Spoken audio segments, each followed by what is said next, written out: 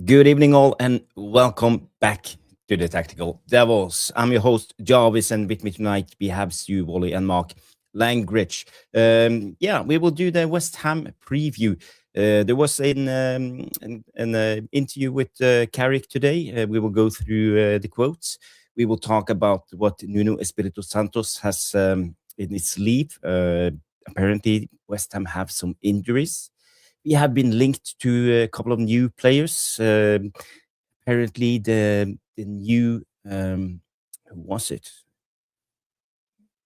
Danish guy, but he's apparently he's a sensation. And if we win our fifth game, United's Rand Frank will get a haircut. So there will be a lot to cover. But our main topic will be about this team selection of Michael Carrick. For me, I feel we have tired legs, so we need to rotate.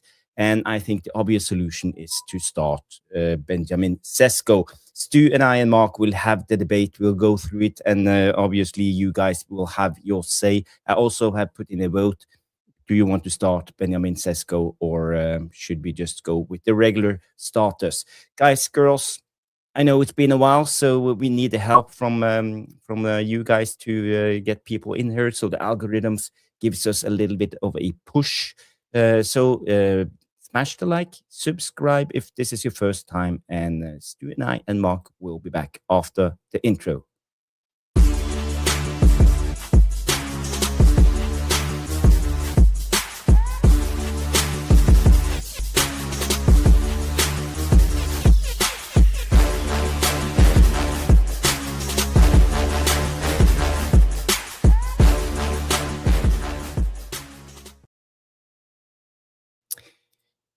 Boom, boom, boom, boom, everybody. We are live. Stu is here, and there's Mark. Welcome to the show, guys. Welcome, everybody who's just tuned in for another episode of Jarvis's Corner on Tactical Devils. It's our first stream in over a week. About a week. Yeah. I've been away. I've been on a seminar, and then I went to Spain to visit a old friend of mine. So, I haven't been able to do any streams. So it is what it is, but we are back, and we are ready to give you a hell of a show and analyze the West Ham game. So, Stu, how you been? How you been, my friend? It's been a while. 1 week. Yeah, absolutely rammed with work as usual. Had to go away for a couple of nights, which is great. Got the old birthday coming up this week, so I've got a few bits and pieces planned. So yeah, all in all, quite good. I'm 1 win away from my prediction, my old mate. If you remember from 3 weeks ago, I said we'd pick up the 5 wins. I'm 1 win away from my prediction, and ultimately, if he gets his haircut, so be it. But we can't be thinking about Frank from the old United Strand. We got to be thinking about tomorrow night. And then don't forget, guys, we got 13 fucking days off before we're back in action, because it's obviously FA Cup weekend, Champions League, and then we're not back. So I don't know if it's been put out there that we are going on tour. I know there was a lot of hearsay as to whether we're going on tour. I think they will do. Old Glazer's stumping up another 1.8 billion, isn't he, to buy into cricket by the looks of it. So, yeah. But really, really looking forward to tomorrow night. Rich, I did see your message this morning, pal. I'm so sorry. I was out and about doing stuff last night, my old mate, so I hope your show went well. But apart from that, yeah, really looking forward to it. And quite interested to see what you and everybody thinks of a couple of bits on the game at the weekend. There was 1 or 2 contentious bits, so it'll be interesting to see what you think of that. But all in all, we're thereabouts. Villa aren't playing well at the moment. We could theoretically go into third, I think, tomorrow night, couldn't we? If the goal difference meets our way. So it'd be a very tough match. But looking forward to it. Looking forward to it, lads. Yeah. And we have Mr. United Lens himself. How you doing, Mark? Yeah, I'm good. It's been a busy weekend, dealing with own personal injuries. this week, so I've had a lot of time off to sort some stuff out because I've been unable to work because of my arm. So I've got muscle strain between my bicep and tricep, and it's pressing on a nerve. And my forearm's fine, but I've lost grip strength and I can't sleep. So it is a real problematic area. Yeah, it is problematic. Yeah. But like you say, lots to go through. My nephew was at the game at the weekend, so I had his take. Obviously, I didn't get to go this weekend. Bit like Stu, the young ones go these days, and we don't. Don't get home. Don't get home. Well, I hope at least the latest Man United results made you feel a little bit better, Mark, after your little injury. But I think it didn't help. When you're celebrating, things like that doesn't help. Yeah. It was one of them.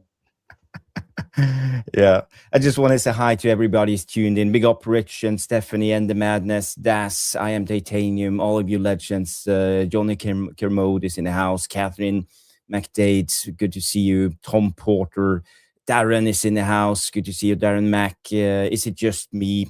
The Irish Pit Terrier, maybe I mentioned your name, but all of you guys, the Wootinator, big up Wooty, good to see you, old friend, good to see you. Jarle Malmin is in the house, Paul Tobin, big up, and we have Sean coming into the house, and saying, digging the shirts, too.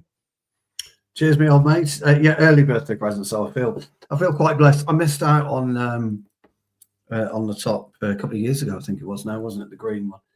That was last year. So I had the green one. I did. I was a bit gutted about that. Yeah. So I don't necessarily like that as a t-shirt, but the tracksuit top. Oh my god, that takes me back. Like the tracksuit. Yeah, the old tracky top's lovely. But so I've been quite fortunate, so I thought I'll sport it tonight, just for the devilish tacticos. But I do like it. Yeah, it's. By the way, it's okay to receive a gift. Yes, it is. A gift is a gift. Can't do much about a gift. No, it's a gift. It's a gift. Yeah. We have Trevor is also in the house. Big up, Trev, coming in and say Mark's personal injury was his. Okay, Trev. I'm not quite sure what you mean by that one, Trev. Enlighten us. Hey, you said it now. It's out there. Yeah, it's out. Brilliant. Well, it's good to have you back, guys. It's good to be here. I missed doing streams and saying hello to the great community on the Tactical Devils. I spend a lot of time on this channel with you two guys, and then we work hard. And it's strange sometimes having a whole week off, not doing a stream. So I hope that you guys missed us, and it's good to be back. To say it like that. 100%. Yeah, it is good to be back. We're looking forward to it all day. Yes. And by the way, if Stu sounds a little bit different today, it's because he's using his microphone. Or I'm not. I want to get everything paired in together, but I do, ladies and gentlemen, have a fantastic new mic.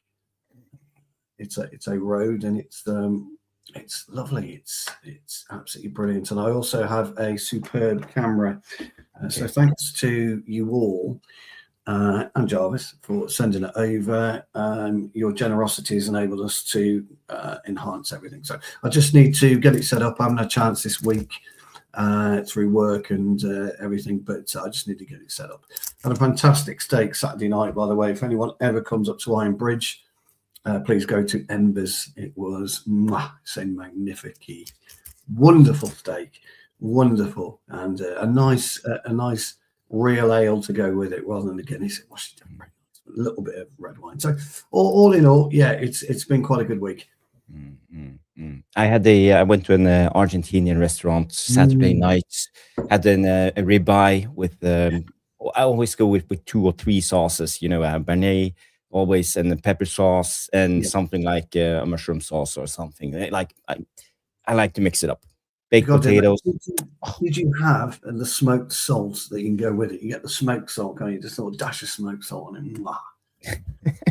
Yeah, but by the way, a friend of mine told me there was another restaurant and they have the world's largest, what do you call it, the pepper... pepper shaker. The world's largest. World's largest one. Yes, wow. They made it a competition always to ask for more pepper. Yes. Well, yes. Well, you tell them I'm bigger. No, sorry, my pepper grinder is bigger. Yeah. That's how you do it, isn't it, Mark? Is it like that, or is it more like that? I can't quite remember. No, you're the one doing it on camera right now, so Trev knows, don't you, Trev? Trev knows. And if you're Grace not is in sure the how to house. stick something up, guys, you find the alarm, the thumbs up, thumbs down, scroll across, says clip, and you just scroll back to Stu doing that on camera. That's how you do it. That's how you do it. It's been a while. Oh, We don't know what we're doing. you guys. Let's just get going with the show. I think a lot of you are tuned in to talk about Man United, not to just talk whatever you want to call this. Nonsense. Yeah. Nonsense. Guys, I want to start with the main topic. I want to talk about the team selection. We will go through the Spurs game, and we will talk more about that afterwards. But I want to talk a little bit about West Ham and the team selection of Carrick, because my thoughts on this show was, one of the reasons I made this show is because I think we need fresh legs, and I think intensity matters in a game like this. It's been 3 days, so for me, I think maybe Carrick should look to Benjamin Šeško, because he could be the answer, and because Michael Carrick haven't been forced to rotate, but this time it's 3 games, so maybe we will see a new approach for this game. And I've been just thinking, how can we fix this? And I believe maybe Benjamin Šeško is the answer. I have some reasons, but I will wait with my reasons, and I will listen to you guys first. So who want to go first on Benjamin Šeško and Carrick? Yeah, I'll go. Look, I 100% agree. I think we're going to need to mix it up a little bit. Whatever we think about West Ham, they're playing some decent football at the moment. They're picking up the odd result, losing here and there, but they've been a little bit more stable just recently. And I think it's going to be one of those games, the Bowling Ground, whatever it's called nowadays. I've got no idea what it's called now. I think it's a bowling, isn't it? Is it Olympic Stadium? It was the Olympic Stadium. I think it went to the bowling, but fuck knows what it's called now. It's a difficult place to go, and we've never really covered ourselves in glory so much down at West Ham away. We can go back to the 90s, where a certain Andy Cole, still to this day, puts his hand over his head where he goes anywhere near the West Ham Stadium for the amount of chances we missed. We drew the game 2 apiece, and we know what happened after that. So I think that we could go there. I think we can go there, and I think we can win. But I promise you now, fellas, this is not going to be an easy game of football. We are going to really have to battle. This is going to be very, very similar to the way that Leeds approached us, and it was a really hard game, certainly in the middle of the park. And I think you're right with the legs. Mainu as being able to play his natural game. He won't be able to play his natural game at all away to West Ham. They've got some injuries, some big injuries. I don't know what they're suggesting that the West Ham team might be, but Jared. We don't Bowen, know yet. We don't know. It's a secret. Jared Bowen is still very lively. If he plays, still very lively. And they could hurt us. They really could hurt us. So I would imagine that Carrick is looking at this and thinking, well, if we're going to play the way that we played against Spurs, we could end up losing. We could end up being on the wrong side. So I think you're absolutely right. I think we should be looking at playing Šeško. I think we need a more of a focal point. But I wouldn't drop Cunha though. Here's my dilemma with this one. Here's my dilemma with this one, Jarvis. I think if you take Cunha out the starting 11, you take in that dynamism out. Look at the way that he pushed us forward against Tottenham. Tottenham were in the game for about 30 minutes. I want to talk about the Romero challenge, by the way. Interested in everybody's take on that, because I promise you now, gents and ladies, it took me 4 watches to make my mind up fully as to the real issues of that particular tackle. Yeah. And so Casemiro, I totally agree with you. Can he remain at the same level with 2 games in 3? Which again, I think that's going to be questionable. Forget what he's played like up until this point, Mark and Giles will all tell you've all played football. You know, you can get up one morning and you just doesn't feel right. Your body doesn't feel right. Your mindset isn't right. We can't afford that. I don't care about the haircut. I'll be honest with you guys. I don't. We need to forget the haircut and we need to make sure that we concentrate on beating West Ham. I think West Ham are looking forward to it, to be honest. I think they're really looking forward to this challenge. They could pick up a point or maybe 2, maybe 3, and it moves them again, doesn't it? It just keeps moving because Newcastle are heading in the wrong direction. Tottenham are heading in the wrong direction. Nottingham Forest are heading in the wrong direction. There are teams, Wolves' kind of renaissance has stalled. You know, there are teams heading in the wrong direction, so they want to be pushing up. So really, really got to be honest, looking forward to the game. I think it's going to be a cracking game of football. I'll give you my score prediction at the end, but I would definitely 100%. I would bring in Šeško, and I'm sorry, I'm going to get absolute pelters for this. The 4 guys going to have to probably be Ahmad. Okay. But that's a controversial one, I have to say, because for me, Ahmad is probably top 3 most important players in the system for me. But okay, interesting. Mark, where do you see Carrick picking his team, and how do we rotate, and should he start Šeško? So 100% he should not be starting Šeško. 100%. Okay. 100%. Obviously, neither of you have watched my preview or review show because I went over why he should have started him the last game, and then now why he can't start him. Because he should have started after he scored to keep that morale going. He should have put Burma out on the left, drop Cunha. But now, with the way Šeško missed that absolute sitter at the end, the guy does not give a manager any confidence that he will score. He misses too many sitters, unmarked, offside goals, unmarked goals. And this guy's fighting for wins constantly. Everything is there. So you're not going to play him. He is a bench player until he gets his confidence. And yes, confidence only comes from starting. But like Stu, you hit the nail on the head. You think Ahmad has to be a full guy, but there's no reason to drop Ahmad. There isn't. No, correct. But there's no reason to drop Cunha. There's no reason to drop Totally agree. Šeško, I'm sorry, you're missing too many easy chances. That header at the end, he has so much time. We went over it. Danny, Bilal, people who are in the chat now were on my show the other night. He could have taken that down on the chest and slotted it past the keeper. He had that much time in the box. And he just like nods it to the goalkeeper as if he already knew the ref was going to blow up or someone was down injured. It was lame, tame. It's not a striker's finish. So if I was the manager, I'm not changing my team. We're starting strong. We've got 11 days off. We're going for the win. You can rest over those 11 days. Whether we've got friendlies, I don't want to play my starting 11 in these friendlies because I don't want them getting injured. You know, that's where people get their minutes. So if we've got friendlies, Šeško, you're playing 290 minutes in over 11 days. But for me, 100%, he doesn't start on that pitch. He had his opportunity. The manager chose not to. And I'm sorry, but when you do get your chance, like a Kobe, you've got to come on and take it. We thought he was moving forward with the winner. And then he's got another chance to bang another last-second one in at the Stretford end and doesn't. It's as simple as that for a striker. And you know I'm a striker, and it's got nothing to do with anything on the player. It's you're not taking your opportunities when you really have no pressure on you. So what are you going to do? It's a height issue for me. It's a size issue for me. They're a big team, West Ham. They're quite powerful. Souček is an absolute animal in the air. He's just an animal on the ground as well. Very physical. Very, very physical. So it's more of a... So with Fulham.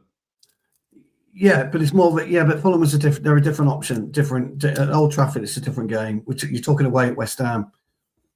You know, we haven't beaten West Ham. At West Ham. That's the only thing. It's a weird game when you go to West Ham because neither team wants. We haven't been comfortable at that. When was the last time we can honestly say, hand on heart, we were comfortable going away to West Ham? It's a while, isn't it? Last time we won 4 on a trot.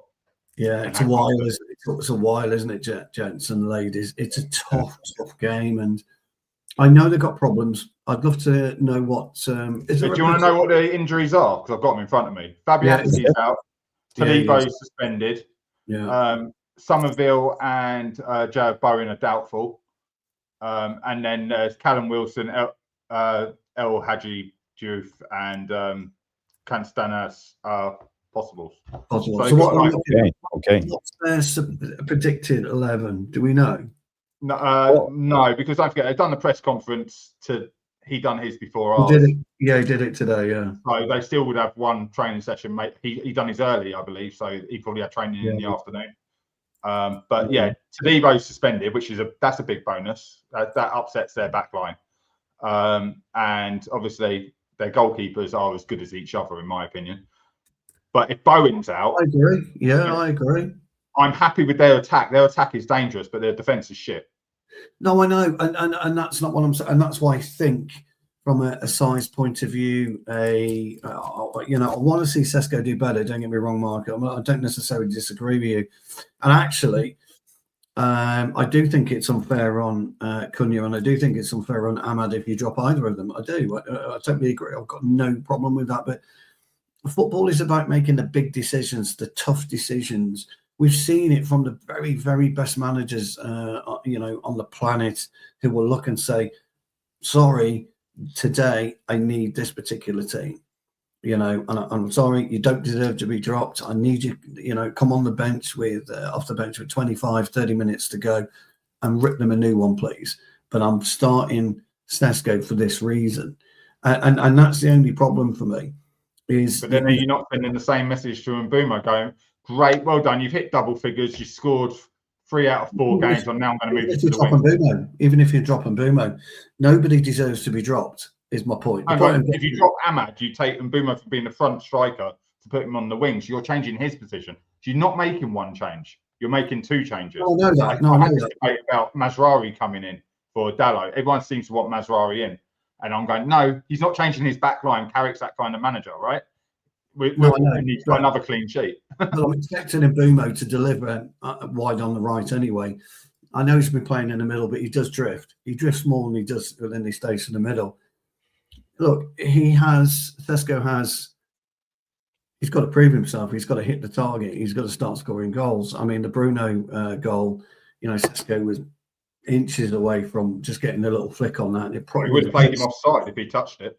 Yeah, but with the pace of the ball, it would have gone in, because you're looking at areas. I'm looking at him getting between the two defenders, which is what we're desperate for.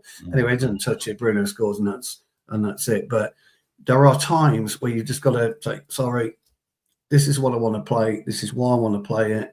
You're the fall guy. So it happens in football all the time. But we don't have the strength. We haven't had a manager strong enough to look at it and determine, this is my strongest 11 for this particular game. I'm with you, Jarvis. I think I would bring in Šeško for the reasons I said. Okay, guys. A lot of good comments coming in, and a lot of good questions, and a lot of people agree with you, Mark, and used to. But I will give you my reasoning. Maybe I'm wrong, maybe I'm right, but this is why I'm doing this. I will just run it through you and see where it gets me, because it's just how I do stuff. First of all, we don't know the starting 11 for West Ham, but he could go with Callum Wilson and play in a 4-4-1-1 formation. Then Potts won't play. It will be something like this. Personally, I don't think so. I think he will go with Callum Wilson on the bench and start with 3 DMs centrally. Yeah. So it will almost be like a 4-5-1 formation. And all of these guys are capable of dropping in between the centre backs, and you can almost play with wing backs if needed, with the back 5. So a 4-5-1, 5-4-1, whatever you want to call it. It depends on the result. And we know Nuno Espirito Santos, he knows how to set up a team. He's very tight in how he sets up his teams.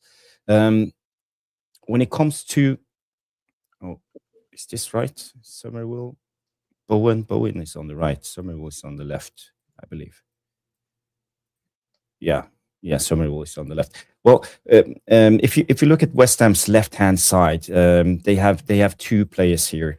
They have Somerville, they have Diop, and both of them are really attacking. Diop, he's usually a midfielder, played on the left-hand side, but in this system he plays left fullback, and he won the Africa Cup of Nations with Senegal. It's a great player. He has a hell of a cross, and Summerville. So basically, they play with 2 attackers on the left-hand side. So this is why I will 100% start Ahmad, because of his defensive work rate.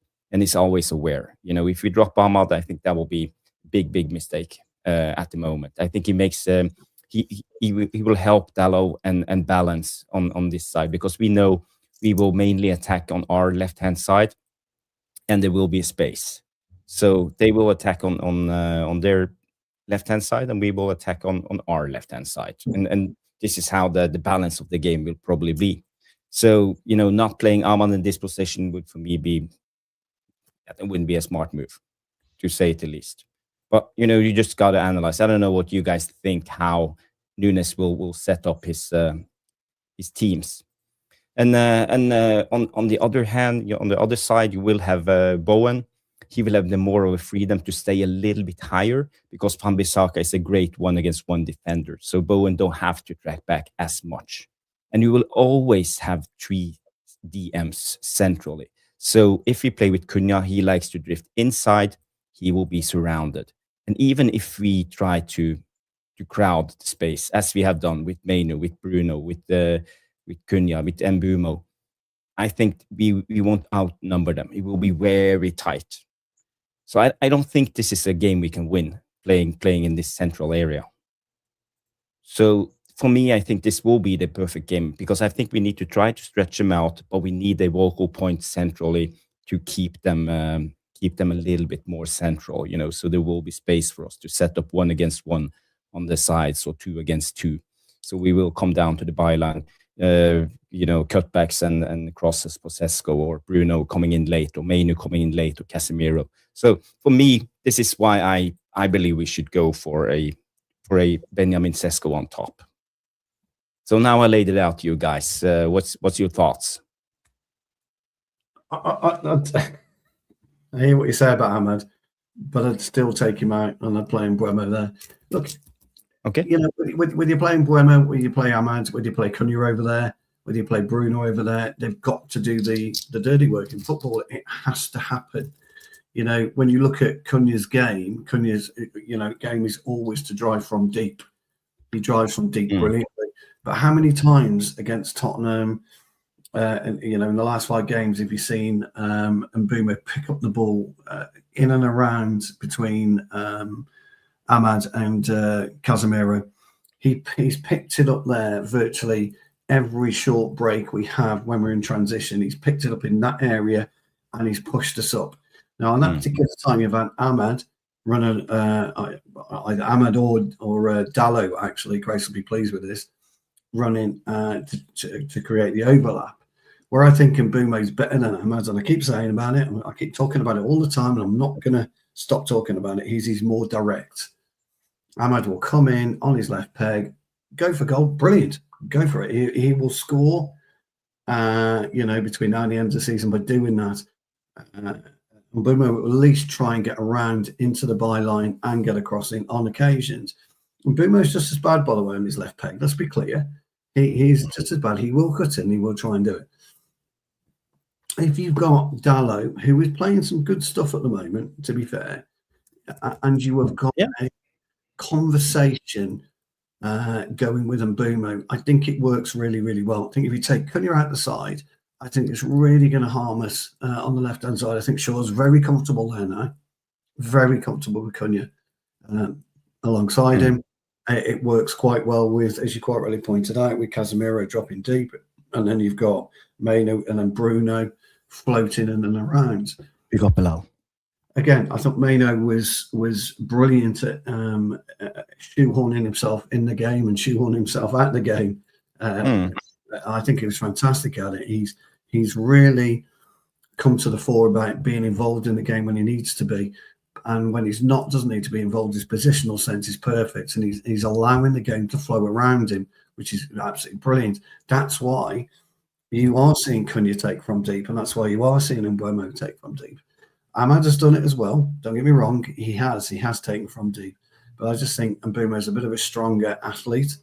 But I also agree we'll get absolutely swallowed in that zone 14 by Potts. Yeah. Now, if any of you remember Steve Potts, which is his old man, he was a brilliant, no-nonsense centre-half.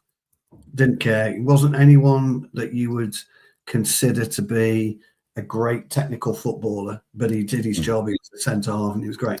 Young Potts is a very intelligent footballer. He's nowhere near Declan Rice's standard, but watch this kid. If he gets a good run in the side, just watch him develop over the last couple of years.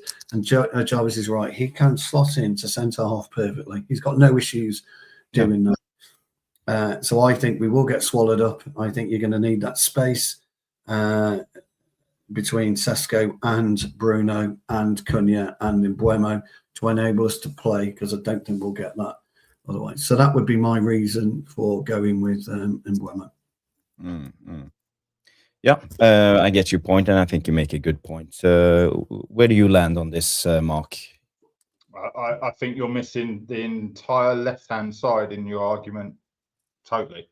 Okay. So, considering you said you're going to go over Carrick's quotes, when you bring up the quote about the rotation and the fact that Mbeumo kept going out to the left to cover Cunha, who was on the opposite side of the pitch when he shouldn't have been, because he was picking the ball up late and running to the right-hand side, which he's done for the last 2 games, is the whole reason if you're going to drop any player, you're dropping Cunha, because he's ill-disciplined. You cannot play him in the same attacking formation with Bruno and have. Yeah, but that was my thoughts exactly. I wanted to drop Cunha, if any. Yeah, no, I'm just saying to Shu's saying about dropping Ahmad, but Mbeumo's been doing that role on the left. I've got no issue with Cunha coming across. I've got no problem with the ball carrier. It's never bothered me. I like how he does it. We have been missing in Manchester United's starting 11 for fucking years. We've been missing. It bothered the manager. It bothered the manager to mention it about the tactical tweak that Mbeumo was doing the defensive work and he had to rotate them because Cunha was coming in from the left. So if you're going to drop someone, you've got a defensive runner in Ahmad and you've got a defensive runner in Mbeumo. It's up to Carrick to deal with it. We have been missing a renegade in our team for Isn't that what Bruno is? Years. No, is he bollocks? Nowhere near a renegade. A proper renegade is somebody who don't give a fuck. And you have to sometimes, Eric Cantona, people are on record as saying Cantona was allowed to do what he wanted on the pitch. Now, Cunha's not quite there yet, but he's getting there. And he is our renegade. He's the one that can make something happen. He's the one that can take the ball, chase it back 40 yards, win the ball, and get us up the pitch 30 yards. We don't have anyone else that can do that. There is nobody in our team that can do that, and that's why you can't take him out. He's massively. But if you've got to shift Mbeumo across, what's the hardship? Seriously, Cunha's come racing across here, and Mbeumo said, "Yeah, okay, I see that. I'll just go and fit him." But what's the hardship of Mbeumo going across to the left? You've got to have a fluid nature about you. The less progressive we are as a unit, the more you become predictable in football, and I hate being predictable. So for me, Cunha's he's added this renegade rogueness we've been missing for years, and we shouldn't squeeze it out of him. We should bring it, embrace it. He scored 3 goals in 4 games by trying something nobody else has done. Yeah. You know, the winning goal against Arsenal. I think it was Arsenal. Was it Arsenal? You mean the one he started on the bench? Yeah, but it doesn't matter. He tried something that nobody else did. We all know Cunha is going to play anyway, but we are just arguing if he's going to start or not. But for me, let's say if you were Nuno, the West Ham manager, who would you prefer to play up against, Šeško or Cunha? I'd rather Mark Šeško all day long. I would imagine you'd want Šeško in the team, but I bet he's not planning for Šeško in the team. No. Okay. I'm just seeing it as if I've got Mbeumo and I've got Cunha, I think I can swap them fluidly wherever. I wouldn't want them both on the team because they're like for like if I was managing. And that's how he started against Man City. That's how he started against Arsenal. And then circumstances, losing Dorgu gave Cunha his chance to start. So Cunha wasn't first choice. Dorgu was first choice on the left. Cunha wasn't first choice to play up front. He wasn't first choice to go on the right. So the manager made his choice when he had all of his players available. Now he doesn't. Cunha's in. What does that matter? You're a coach. What does that matter? You're a coach. but we're talking about taking someone out for Šeško. You wouldn't take out someone who was starting in all of the games to fit Šeško in. You take the one out who had his chance. You can't tell me, Mark, you cannot tell me that in all your times of coaching, you've looked at it and thought, I'm going to play him because he started 8 games. You can't. I've never managed or coached like that. I look at the opposition and I make a decision based on the opposition. That's how the best managers do it. They always have. Best managers go out and coach their team that they know is going to win their way, not worry about how the other team plays. The other team has to worry about you. That's what the other team. That's the whole idea. I'm not worried about the other team. I'm not bothered about the other team. He will not be expecting certain areas, certain changes. That's how you win football matches. No, I'm just saying you're talking about fitting in Šeško and taking out Ahmad to do it. I would take. You're talking about making multiple changes. I'm talking about a change where if Mbeumo was already covering for Šeško mid-game and it was very noticeable, the entire first half, go back, watch it, he played on the left wing. I've seen it. Mbeumo played left wing. But I don't see the problem in that. But Cunha offered us nothing through the middle. So if there's only one person to come out, it would be that. Don't forget, we didn't create anything until they're sending off. You know, we're having shots. What has Ahmad created then up and above Cunha? Nothing. He hasn't created any more chances. He hasn't destroyed the opposition any more times than Cunha. He hasn't. But you're missing my point, Stu. You're trying to fit Cunha in. I'm not trying to fit him in. To play Cunha, you're trying to keep Cunha in the team. He's our best ball carrier by far. But we can move the ball by passing it. That's what we've been doing for the last 4 games, winning all the games and scoring all the goals. He's still our best ball carrier by far. And he has made us more unpredictable. Who has he beaten by carrying that ball that's created a goal? Apart from the Arsenal one where Man City where he stepped on the ball and he cut it back for Dorgu. He's done it twice. He scored, he scored the Arsenal goal. He scored twice, hasn't he? Twice in 3 games. Ball carrying. Someone played him apart. Guys, I think we are arguing in circles. You tell me. You're just talking about ball carrying. Tell me a better ball carrier. Tell me a better ball carrier in our team. The ball. Pass the ball. It moves faster than any player. There's no better ball carrier in our team. And you know it. We all know it. There's no better ball carrier in our team. So you've got to, sometimes in football, you've got to sacrifice. It's as simple as that. Okay. I don't agree. When you're winning, you don't change your team. So that's what I'm saying. Šeško would never come near the team. I don't think. I'm saying if he did, he comes in for Cunha because Cunha was the player who's come in for Dorgu. So that's a fair thing. That's keeping a basis of your team, your structure consistent, and you're going forward. The best teams do not change players constantly. Wrong move. He's not changing players constantly. We're talking about one game. You're talking about one game here. And Ahmad hasn't done enough, in my opinion, to stay in the side. I think Ahmad is one of our best players, just because I think he can hold his side on his own. You don't have to depend on Dalot to help him out. But what's the offer? Well, he offers always being a threat on 1 against 1 because he's a really good dribbler. What has he offered us that Cunha can't? Nothing. He hasn't got that drive ability with the football. But you're not getting what he does give us. Where's everyone attacking and Luke Shaw? Because there's space over there. There's no space because Ahmad doing his job. Mark, I've played centre-half for 90% of my career. Whether you've got Ahmad coming back or not, if you set your stall out your defence okay, it's not a big problem. It never has been. You've got Kobe Mino floating around. You've got Casemiro floating around. What do you think Casemiro's been doing the last 4 games? He hasn't just been sitting in the middle. He's gone from left to right. Middle. I'm talking about the wings too.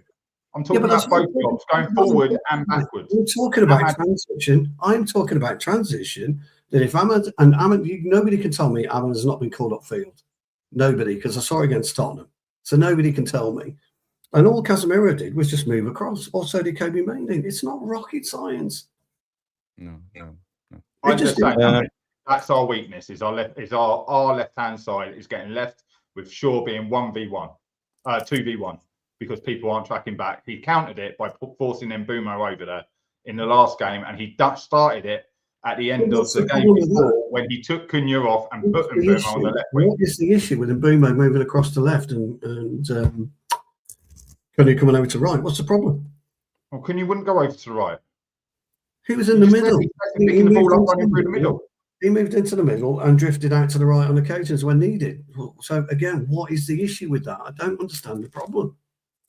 I would never take Ahmad off at the moment, and I think, and nor Saka's plays on the right, but pops up on the left. So does Salah. Well, not that he's any great shakes at the moment. Bernardo Silva occasionally will pop up on the left. It just happens in football. It's just natural rotation. Oh, okay. Agree to disagree when it comes to this. I think you both have strong arguments. I won't be the judge and pick sides. I love you both. But I just want to say, when it comes to my point, I still stand with I think the best move tomorrow would be to start Šeško. Šeško. But I think Paul comes in with a good comment. All this talk, high failure football tactic now, and for what? Carrick ain't going to change a thing unless he has to, or is he watching now and gets an education? Well, it's a fair point, but I get what you're saying, Paul. But this is what we are. This is the tactical devils. Yes. We talk about tactics, we talk about football, we talk about different variations, and we see things that not all channels talk about. I don't want to just skim on the top. When I talk football, I want to talk deep tactics, and I think that's why a lot of you tune in, and also that's why we have to have topics like this. It's not always about get Luke Shaw and hate the Glazers and all of this. We have to go to a different level. But it's a brilliant debate, guys. But when it comes to the defense, we saw the traveling squad was out, and I couldn't see Leny Yoro's name in the traveling squad. No, Only have Aiden Heaven. Is that a worrying sign, or what's going on? He's not injured. He didn't say anything. He didn't say anything, but he wasn't in the official traveling squad, at least what I can see from Manchester Evening News. I saw the same, Jarvis, and I watched the press conference. Only Mason Mount and De Ligt. De Ligt are the only two injuries. Yeah, so that's what I'm saying. So why do you got Mazraoui that can cover as a centre back or a right back? You've got Martinez, and then you got Heaven. It's good enough. Malacia, so you got a left back, a centre back, and a right back. Why do you need any more defenders than that sat on the bench? When you looked at it actually at the weekend, when he brought Tyler, which Fletcher was it Tyler Fletcher he brought on? Was it the other one? It was Daly, wasn't it? Tyler. Yeah. When you looked at the bench, you were like Malacia, Yoro, and it was all defenders. And the last man's just been criticised for bringing on defenders. But actually, majority of our bench has been made up of defenders because that's all that's been fit. It had nothing to do with it. We were playing five at the back. They were the only fit players. Mason Mount injured. Who else has been out? Xerxes was out injured. Going forward, so this makes sense to me. It's just who we've got. For me, I feel he opens up a spot for Josh Xerxes because of this, leaving out Leny Yoro. So for me, it tells me a little bit about what Carrick is planning, and I think he will rotate. Maybe not start with a different starting 11, but he will rotate. We will see Šeško, and maybe we will see Xerxes coming on in that second half. So then my question is, you can't play Xerxes and Šeško at the same time. So we have to start with one of them, and it has to be Šeško. Well, a question I've got is why would you take Yoro out for Malacia? That would be my question. So maybe there's something. That one I agree with Stu because we don't know. Mazraoui can play left or right back, so you don't need a left back cover if Mazraoui is going to sit on the bench, and Dalot can play left or right back. So if you would even to swap those two, the other one could play the other side if needed. Yes. So maybe there's something we don't know about, then we Yoro perhaps. But Yoro, he's not happy. His brother was sat in front of me at the last game, and they didn't even turn up till 60 minutes into the game. They know he's not getting on till later on in the second half. So literally, his brother and the entourage turned up 60 minutes in. And if that's what people think about you and your chances of getting on, you're going to basically give up almost, aren't you, on playing? Your mindset's not going to be there.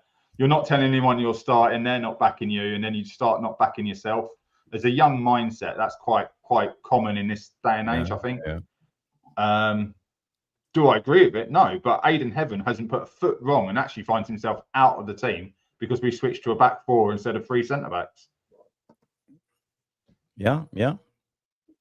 And if we're talking height, I'd drop Martinez and play Heaven next to instead of yeah, because West Ham is quite a tall team. They have a lot of big players. It's a difficult one, but it don't look right for Leny Yoro right now at the moment. I think Aidan Heaven is in front of him in the pecking order. He came in as. Say again. He took his chance. So Aidan Heaven's come in under a ill-performing team and really stepped up in every game that he played. We were all impressed with him, yeah. And Leny Yoro came in with the price tag, this super kid from France, where a lot of us were like, no, you're overpaying because he's done nothing.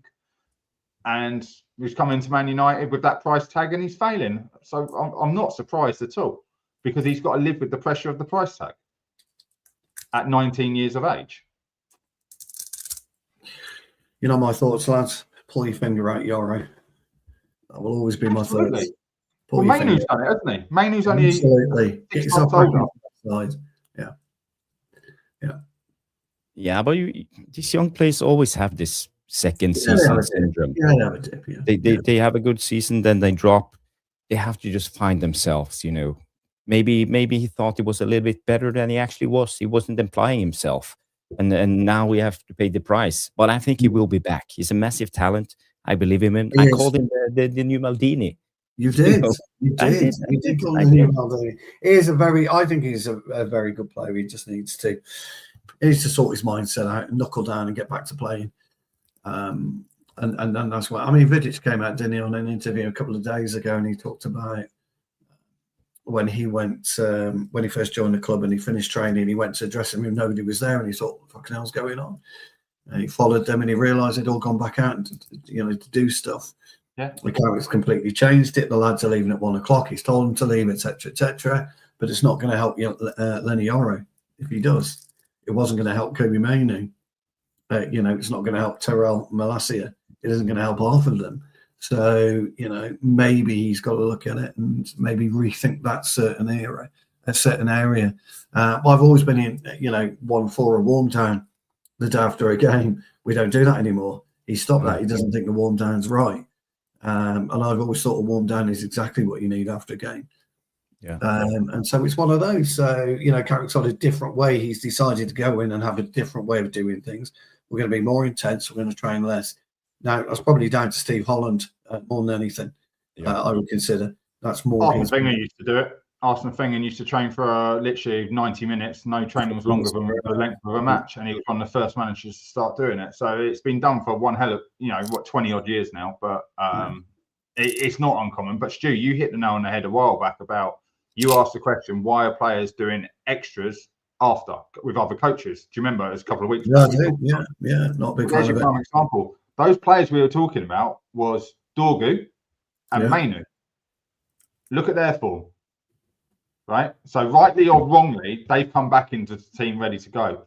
We're not seeing about Yoro doing any extra work. We're not seeing him on the pitch. Same age, same sort, completely different mindset. Maybe get out there, start doing the extras yourself. Head 1,000 balls away. Start receiving the ball with your back to goal and how you got to turn. You've got to put in the work. I just got to say something when it comes to Leny Yoro. We got to remember how physical the Premier League has become. It's so physical right now, and Leny Yoro is not a grown man in his body yet. Nor is Kobe Mainoo. No, he needs maybe more time. It's just he needs to develop more physically to be ready to playing in the Premier League. Maybe he needs a loan next season to the French league. Go put him in the under-21s then. No. Why? Diego Leon's doing it. Malacia's done it. Yeah. Why is he better than the other players that have been dropped down to the 21s? That's what I don't understand. We've talked about reserve football, things like that. Why are certain players too good when they're the right age or under the age to drop down to the lower levels to start getting some confidence back, start smashing people of their own level, be that big boy in that level again? It doesn't work, though, does it, under 21 football? No, It's such a bad idea. It really is. I never liked it when they got rid of it 10 years ago. But it's got Malacia fit. It got Aidan Heaven up to speed, who's come in. It's got, you know, all the ones we're talking about coming in, be it Shea Lacey. Why is it not good enough for Leny Yoro? Give me an actual proper excuse that it's not good enough for Yoro, but it's good enough for everyone else that we're seeing coming off our bench currently. You're just not going to, as a centre half, he'll learn nothing, Mark. He'll learn nothing from it.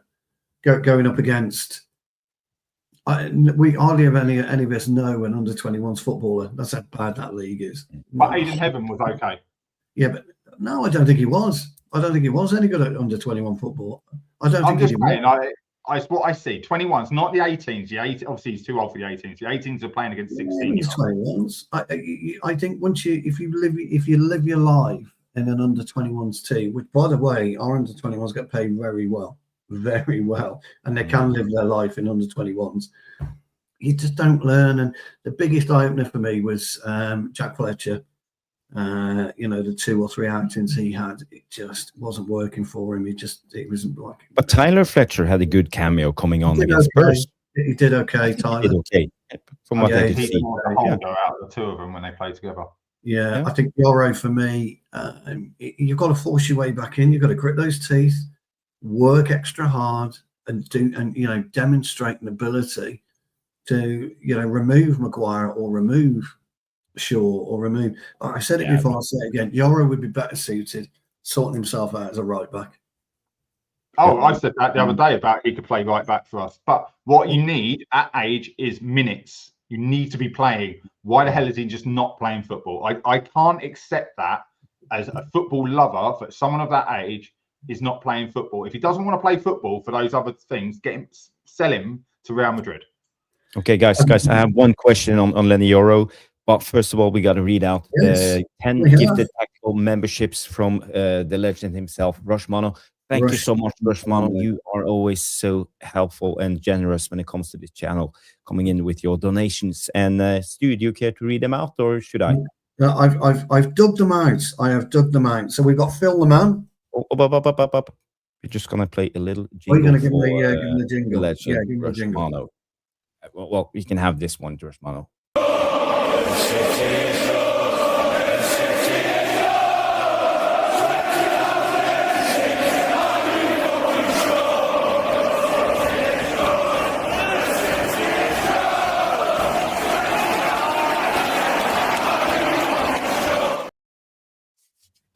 Look at that. Thank you so much. So we have Phil the Man.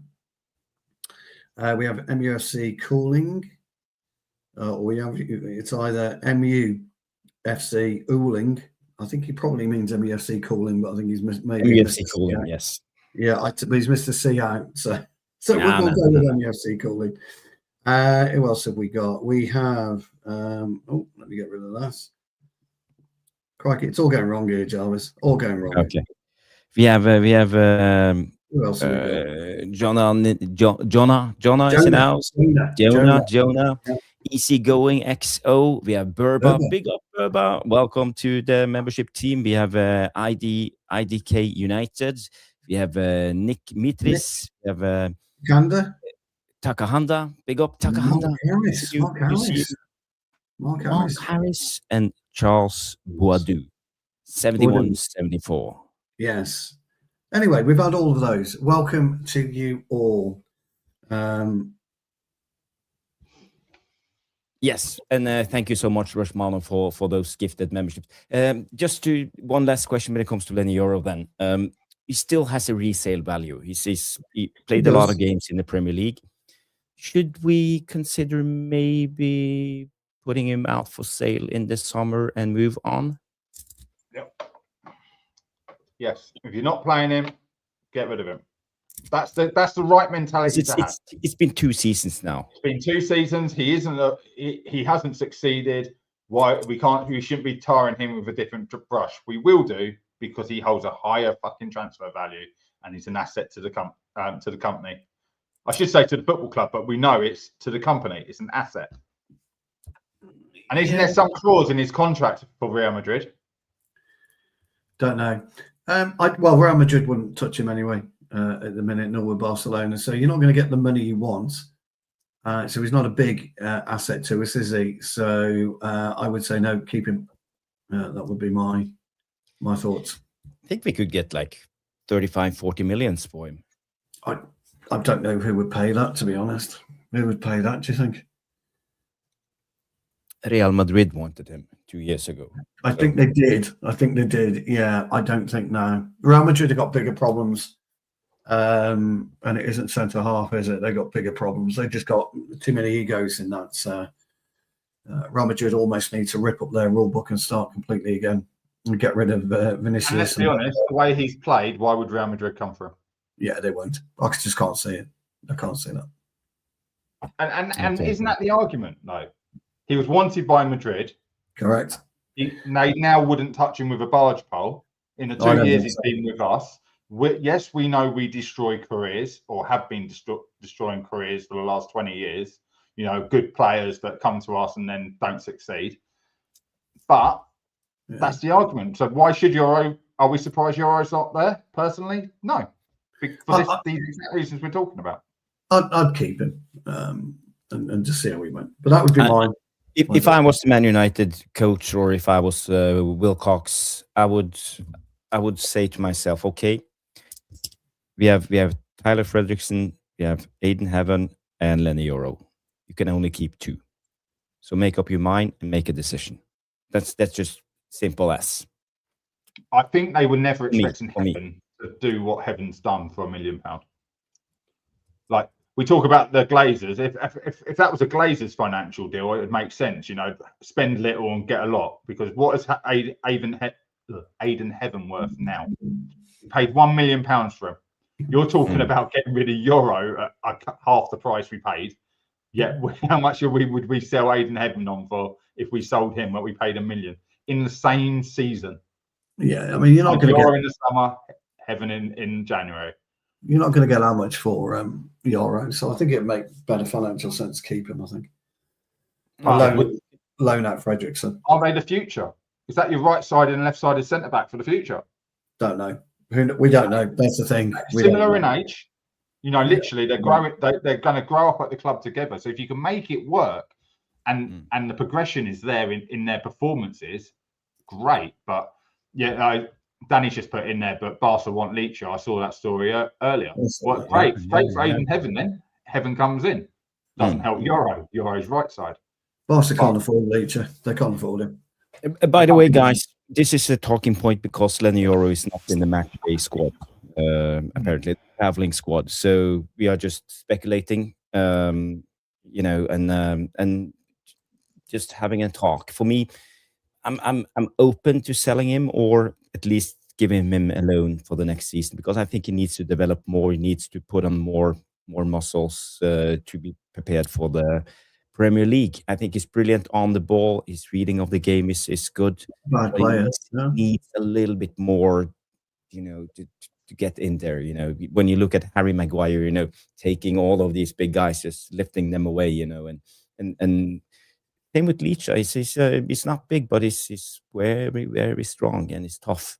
Tough lad. Yeah, tough lad. So basically, you're saying what we all think. Yoro's a big softie and he needs to bulk up and actually get some aggression, which he doesn't show any sign of that at all. He just wants to be that cultured centre-back that steps in, takes the ball off the striker's foot in front of him, where he's going at 10 miles an hour and the striker's going at 1 mile an hour. He's just playing at a different speed. And the Premier League's not that league. That's what the French league was. And he's got to learn. So, yeah, Championship loan, Jarvis. You could be spot on. Send him somewhere in the Championship. By the way, he came in on a 5-year contract. It will run out June 2029 with an option for another 12 months. So, you know, we're not getting rid of him yet. We need some more time, but maybe a loan is more sensible then. Yeah, because you'd option that as well, wouldn't you, for 12 months? You'd option that as well. So, but you made a very valid point about the 2-year thing. Yeah. It's failed. It's 2 years. Should we be moving him on in the summer? It's a question, but I would maybe prefer just to keep Harry Maguire for 1 more year and send Leny Yoro on loan. 100 grand a week, Mr. Harry. Yeah. He'll sign on the dotted line. 100 grand a week. Yeah, but what's Leny Yoro on? He's probably on high wages. Probably on a bit more than that, and about 150, I would say. Yeah. Like that. He came on big money. For it's big around money 115 a week. There's a 115 salary. Yeah. So plus bonus. He makes a good point. He's saying he's 19, but that's the problem. We've created. We've created a first choice player on that money for that price tag at what 17, 18 when we bought him, and now we're talking about a 90-year-old not working out because we treated him like a first team player.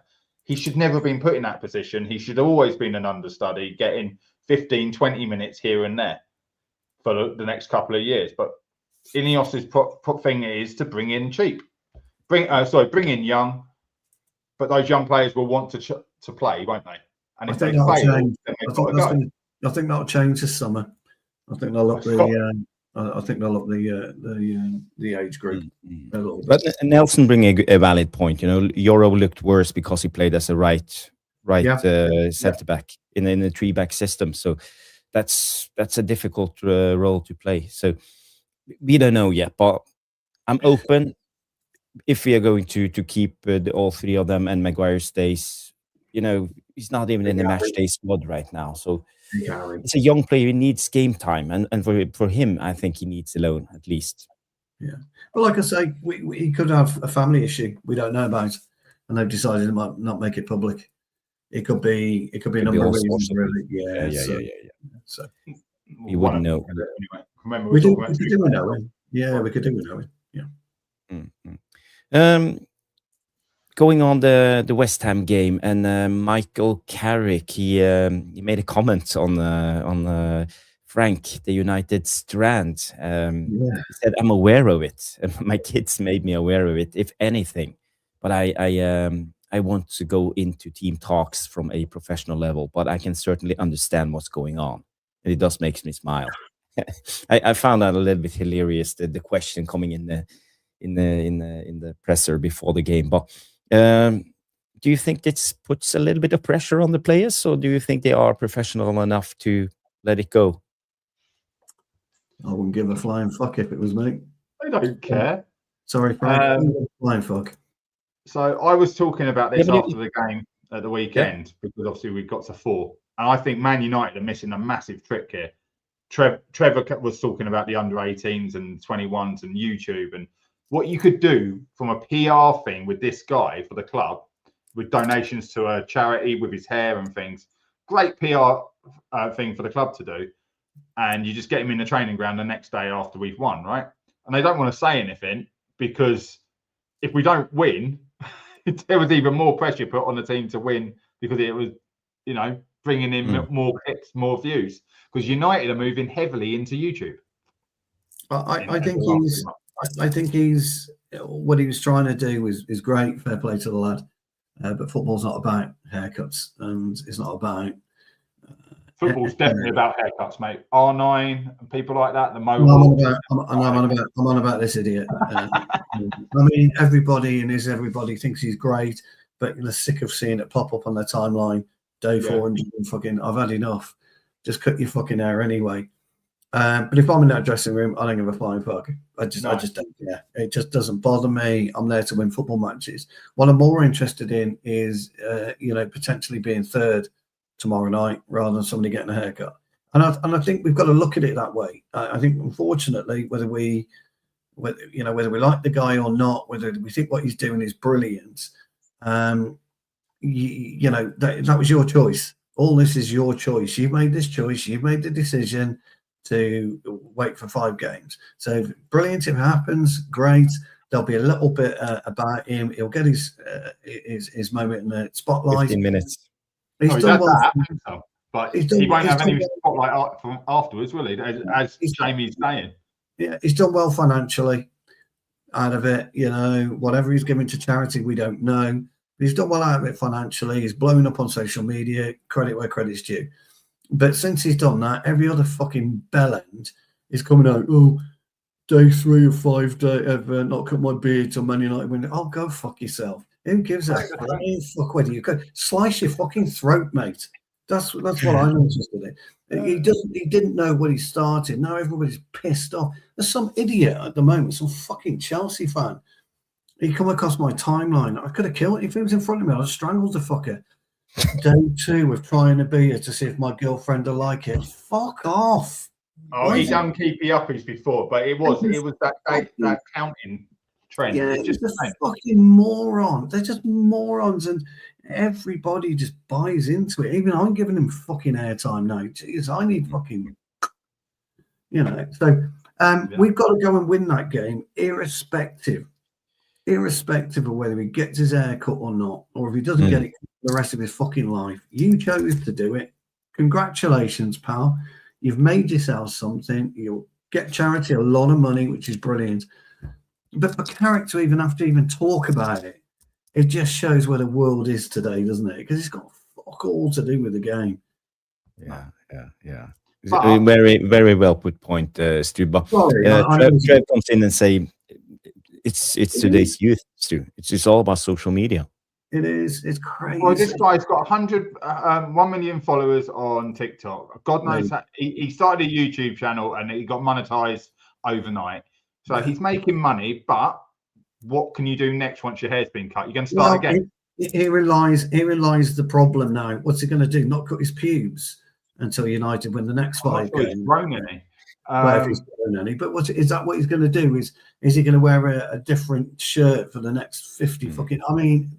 The point I was making was Man United built a barber shop in the training ground. Fucking put it to good use. Yeah. It's a gold mine to use that. You built a gold mine, and this guy has played right into your hands. Yeah. And you can stream it live on YouTube. Do you know what I mean? Man United app. Like I say, if he raised 50,000 for charity, 10,000 for charity, 200 quid for charity, I'll congratulate him. Got no problem. But it should never have been in a press conference before a critical game that sees Manchester United potentially 3rd. To be fair, Jarvis, did you read the starting of the quote out? He did apologise for asking the question. But he did. But he said this is very tenuous. And like you could tell he's been told to ask this question. It was the BBC reporter, I think. Basically, he had to do it. And BBC have already run the clip with the thing straight out of all their socials. Was it Simon Stone? I can't remember, but I've put the clip out on my socials on TikTok and edited it down and like made a joke out of it because it's like oil up the Clippers, guys. Let's get it going because it's there and but it's the only thing to talk about. Brilliant for him, brilliant for the lad. I've really got no problem, but not in a professional environment because whatever happened, and we were all a little bit perplexed about what happened at City Liverpool yesterday. We could have been closing in on City, not just Villa. We could have been closing in on City as well. So this is bigger than just a haircut. And then we know what's going to happen. By the way, Jarvis, he wins 5 in a row. The questions are coming out. Should Carrick get it? Blah blah. And all that kind of stuff. We don't want to start talking about that either. Forget the hair. Forget Carrick until the summer. Let's see where we go in the summer. Let's see what we do in the summer. We can have the debate, but Wilcox and them should just stick with the plan. I think the biggest problem we've got is we win 5 in a row, but then we get 2 weeks off. That is a big problem. Your momentum has stopped, and that's a real big problem. So do we go out to Saudi Arabia? And I was going to bring that up. You're not going to play the starting 11 in those games. You're not going to want to. I was going to ask the question: do we do it? Do we go out to Saudi Arabia? Yeah. Do you take him then on the tour at Saudi Arabia? What do you do? I just want us to get over tomorrow night, win, get over tomorrow night. Villa have got a tough old run of fixtures, haven't they? I mean, they're not playing well, Villa, anyway. Win, and then see where it takes us. Because I'm with you, Jarvis. I don't think we're going to catch Arsenal. No. Arsenal have got to. Liverpool have got to come to us, haven't they? We have Liverpool in May, early May. Yeah, I believe. they've got to We've come got a to hard May. We've got Liverpool and Chelsea very close together. Yeah. So and Brighton in the last game. Yeah, and City got over the line by hook or by crook yesterday. Allenson needed shooting twice. I mean, fucking idiot. But there you go. That it is what it is. Penalty they didn't get. I thought it was a stonewall on. It looked like Salah, Liverpool. So so that's the importance for me. Tomorrow night, how are we all going to feel if we sit in third place? Giddy. I know. Well, I opened my show, my review show, with literally pretty much the first line of, "If this is a dream world, do not wake me up." Because when was the last time? Jarvis, you're the stato. When was the last time we had 4 in a row? Where's Johnny? Johnny, get me the stats out when we last won 4 games in a row. But it's mental. It was under Ten Hag. It was under Ten Hag in our season where we finished second, wasn't it? Yeah. And we wanted that manager gone. Yeah, but bearing in mind, guys, I don't think we haven't beaten West Ham at West Ham since 21. Is that right? 5 years. Is that right? They were saying about how Andy Cole still has nightmares. He does. Well, he does. I bet he does. That's in the 90s. But there you go. So I'm pretty sure it's 2021. Correct me if I'm wrong, chap. I think it's 2021. So tomorrow, Jared Bowen, John, is one of your favourite footballers. Yeah. He is an absolute fucking nightmare on his day, isn't he? Fingers crossed he is injured and doesn't make exactly. Souček, nightmare on his day. I mean, he doesn't perform. Souček's a 1 in 7, isn't he? But he always has that one. Yeah, he do. Yes, yeah. True. Have you got your tactical board? Is it Hernandez in goal tomorrow night? Yes. Or Areola? He'll have a fucking worldie tomorrow. No, it's Hermansen. He's an amazing goalkeeper. Jarvis, can you put up the Leicester former Leicester keeper? Okay. So have you got your 11 players there, right? So drag Bowen off. Okay. Just move these players. So these are ones who aren't meant to be playing. So no Bowen, no Somerville. Oh, then there will be the striker and number 9. The Argentinian. Yeah. No so Diaz. Wilson. No Wilson. Wilson's got a knock. Okay. Yeah, I heard Wilson had got a knock. Yeah. Yeah. No Diaz at left back. Left back. So that's what their fit players weren't brought up from the press conference. That's their start. What they've got to build around. With Areola in goal, not Fabianski. So no Fabianski either. To be fair though, chaps, you'll get what? Walker Peters will come in, won't he? Decent player. He's all right, Walker Peters. He's not bad. He'll come in. Wan-Bissaka's going to have another worldie against us because fuck me, he was the best player on the planet. Traore will probably start. Walker Peters. Traore will start. Potts. Killman is on the bench. Yeah. So they could be even more defensive and counter-attackive. Yeah. I'm just saying. So that's going on what was suggested. Like we've got to wait till tomorrow and see what comes out. I think it's going to be fascinating. It's fascinating. You see, we were talking about what managers can plan for. Yeah, what a nightmare for Carrick. Because, look at this. You can't plan. It's fucking impossible. You have no attacking players.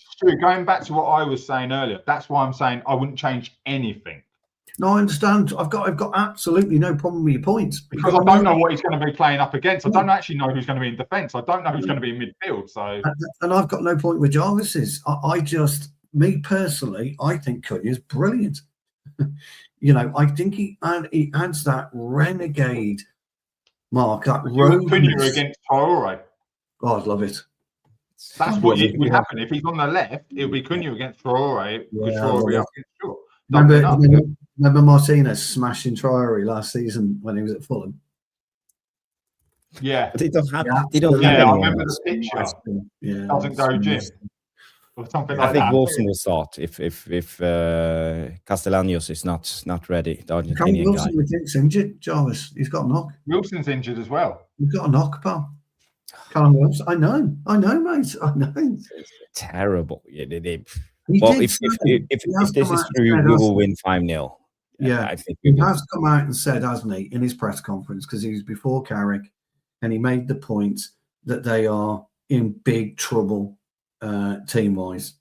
But that could be a play. He's gone first. It could be a play, and it would be a smart play to make as a manager.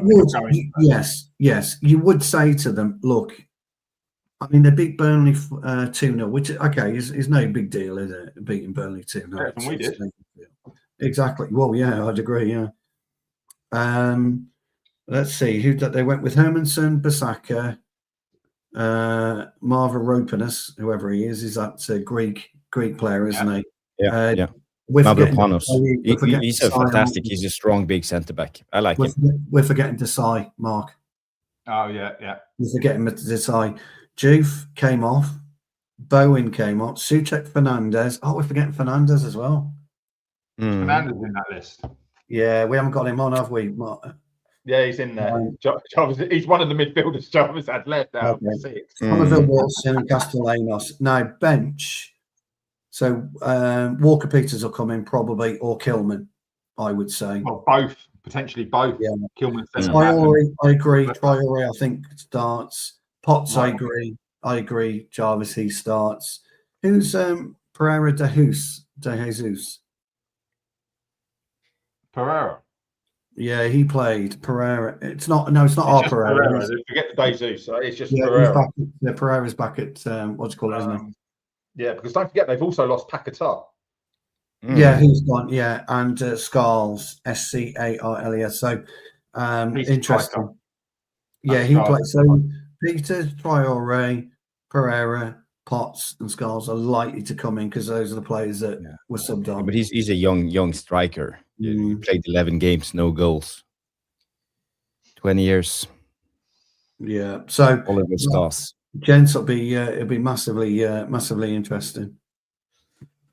Yeah, that's why doing any preview show, I'll be doing mine tomorrow at 7:00 because when you know the team. Well, yeah, pretty much because I knew I was on here tonight, so I wasn't going to do it tonight. We only played. I had no information, waiting for the press conference because it's so soon afterwards. Anything could have changed. So but knowing the teams does make that preview is so different. If you're doing a preview, like, we're working for Sky Sports right now, Jarvis. We've got all the stats and everything in front of us. You've got it easy on that tactical board going, yes, okay, I know who's playing. I can draw it up nicely and we can talk about who's going to go up against who. But we've just literally taken your tactical board and swiped all the stuff off the board. Start again, Jarvis. Yeah, well, it's probably not as bad as we think or as good as they think. So something in between. Something in between. And when players are injured, they have a little knock. You could probably just take an injection of something and just play. Yeah, can you play through it? Can you give me 60 minutes? Those questions will be asked. If Bowen can play, he'll play, won't he? If Bowen can play, he plays. I think, 100%. Yeah. But if you know he's got a knock, good luck in your first tackle. Yeah, exactly. Good luck, smash. Have a couple of more talking points. I just want to run this through. I don't know if you saw the game yesterday, but did you see this? Oh yes, yeah. So I just want to know your thoughts on it. It was very controversial because the referee went to VAR and they disallowed the goal and they gave Szoboszlai a 3-game ban or a red card at least. Well, it's a strange symbol. It's a strange symbol. Yeah, go on. He shouldn't have done any of it because although they fouled each other, the ball rolled in the net fucking unchallenged. No one touched it. So it was a fucking straightforward goal. Yes. You see off the ball tackles and challenges all the time and they don't interfere. That is the same thing. It's the right decision if one of them was actually touched the ball and stopped a goal or put it in the net. They didn't. So it was whoever took the shot's goal. The problem he's got is before the ball had got anywhere near it, Szoboszlai fouls. Yeah, he pulls the shirt back. Well, that's a straight. Goes fuck off and runs back in front of him. That's a straight red. Then Szoboszlai somehow gets in front of Haaland, doesn't he? Somehow, and Haaland goes like that. Correct. Yeah, grabs his shirt. By which time, Cherky, about 10 seconds earlier, he was trying to play Haaland in, wasn't he? He went. He I wasn't don't trying know. to. It had enough on there to get there, didn't Yeah. it? So. But anyway, so 10 seconds. So all this Gary Neville saying, "Oh, you should give the goal," blah blah blah blah blah. No, by the letter of the law, and we would have gone absolutely nuts. And this is where I always go with other teams. If it happened to us, we'd be going fucking berserk. But it didn't deny a goal-scoring opportunity. The ball It went didn't in at the the net. time. Yeah, it didn't at the time, but ultimately, it's still it's a red card. Period. I get it. Shoot, I'm totally with you. Yeah. But the letter of the law says, did it deny a goal-scoring opportunity? Yeah. No, the ball went in the net. The goal stands. Yeah. It's another stupid hard decision. It's one of those rules, isn't it? But I mean, letter of the law. He's got to go. Put it another way: if Haaland was standing in the box, got up from being flattened, keeper's gone up, Haaland standing in the box, Šeško takes the shot, Haaland does not touch it, should it be disallowed for offside? No, if he doesn't know, because the rule are you've got to make an attempt. So neither of these two players, because they were fighting with each other, made an attempt for the ball because they're fighting with each other. By the time they got in the 6-yard box, the ball was in the net. But the ball was played through the middle to where Haaland was running. I'm just saying, no, from my point of view, I'm like, no. So play the advantage. Right, rolled right back, you're off, mate. It's a red, unfortunately. And I've got no problem because Szoboszlai's free kick was fucking amazing. That decision was as bad as Tottenham versus us when Carroll claws it from behind the line, and the Liverpool throw-in against Tottenham. Actually, Tottenham get involved in a lot of this shit.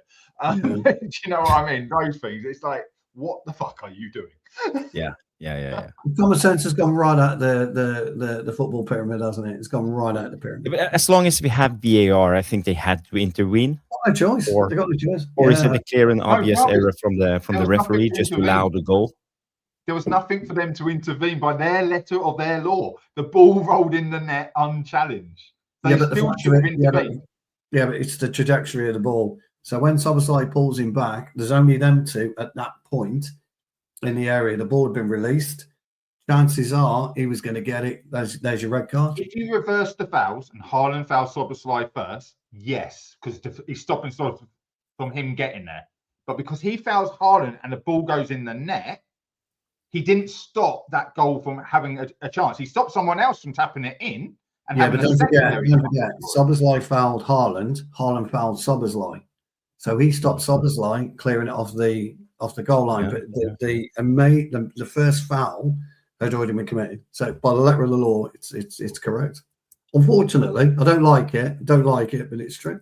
But my question to you, I know that's how they broke it down, but it just makes no sense. It's like it's a show.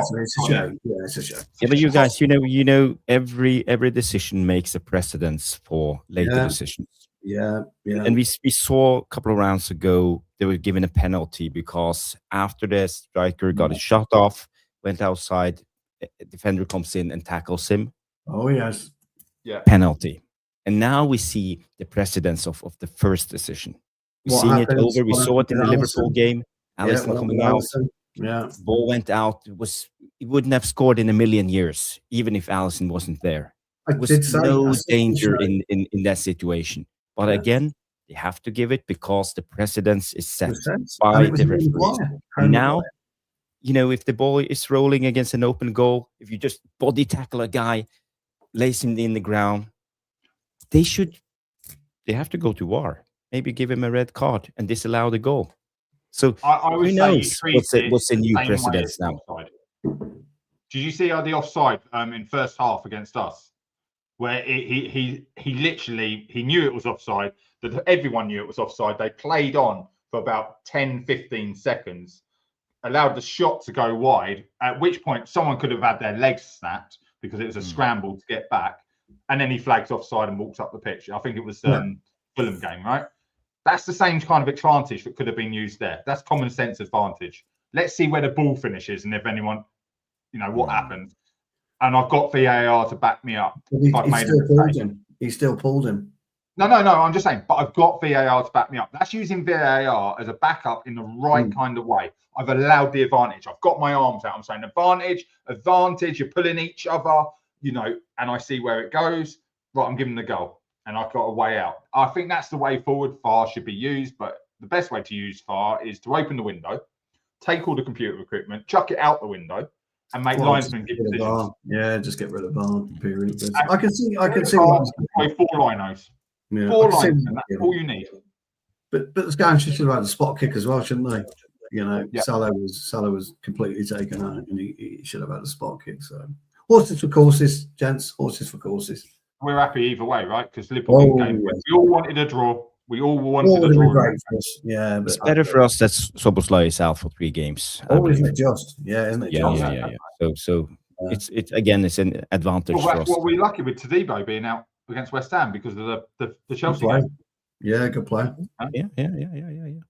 Yeah.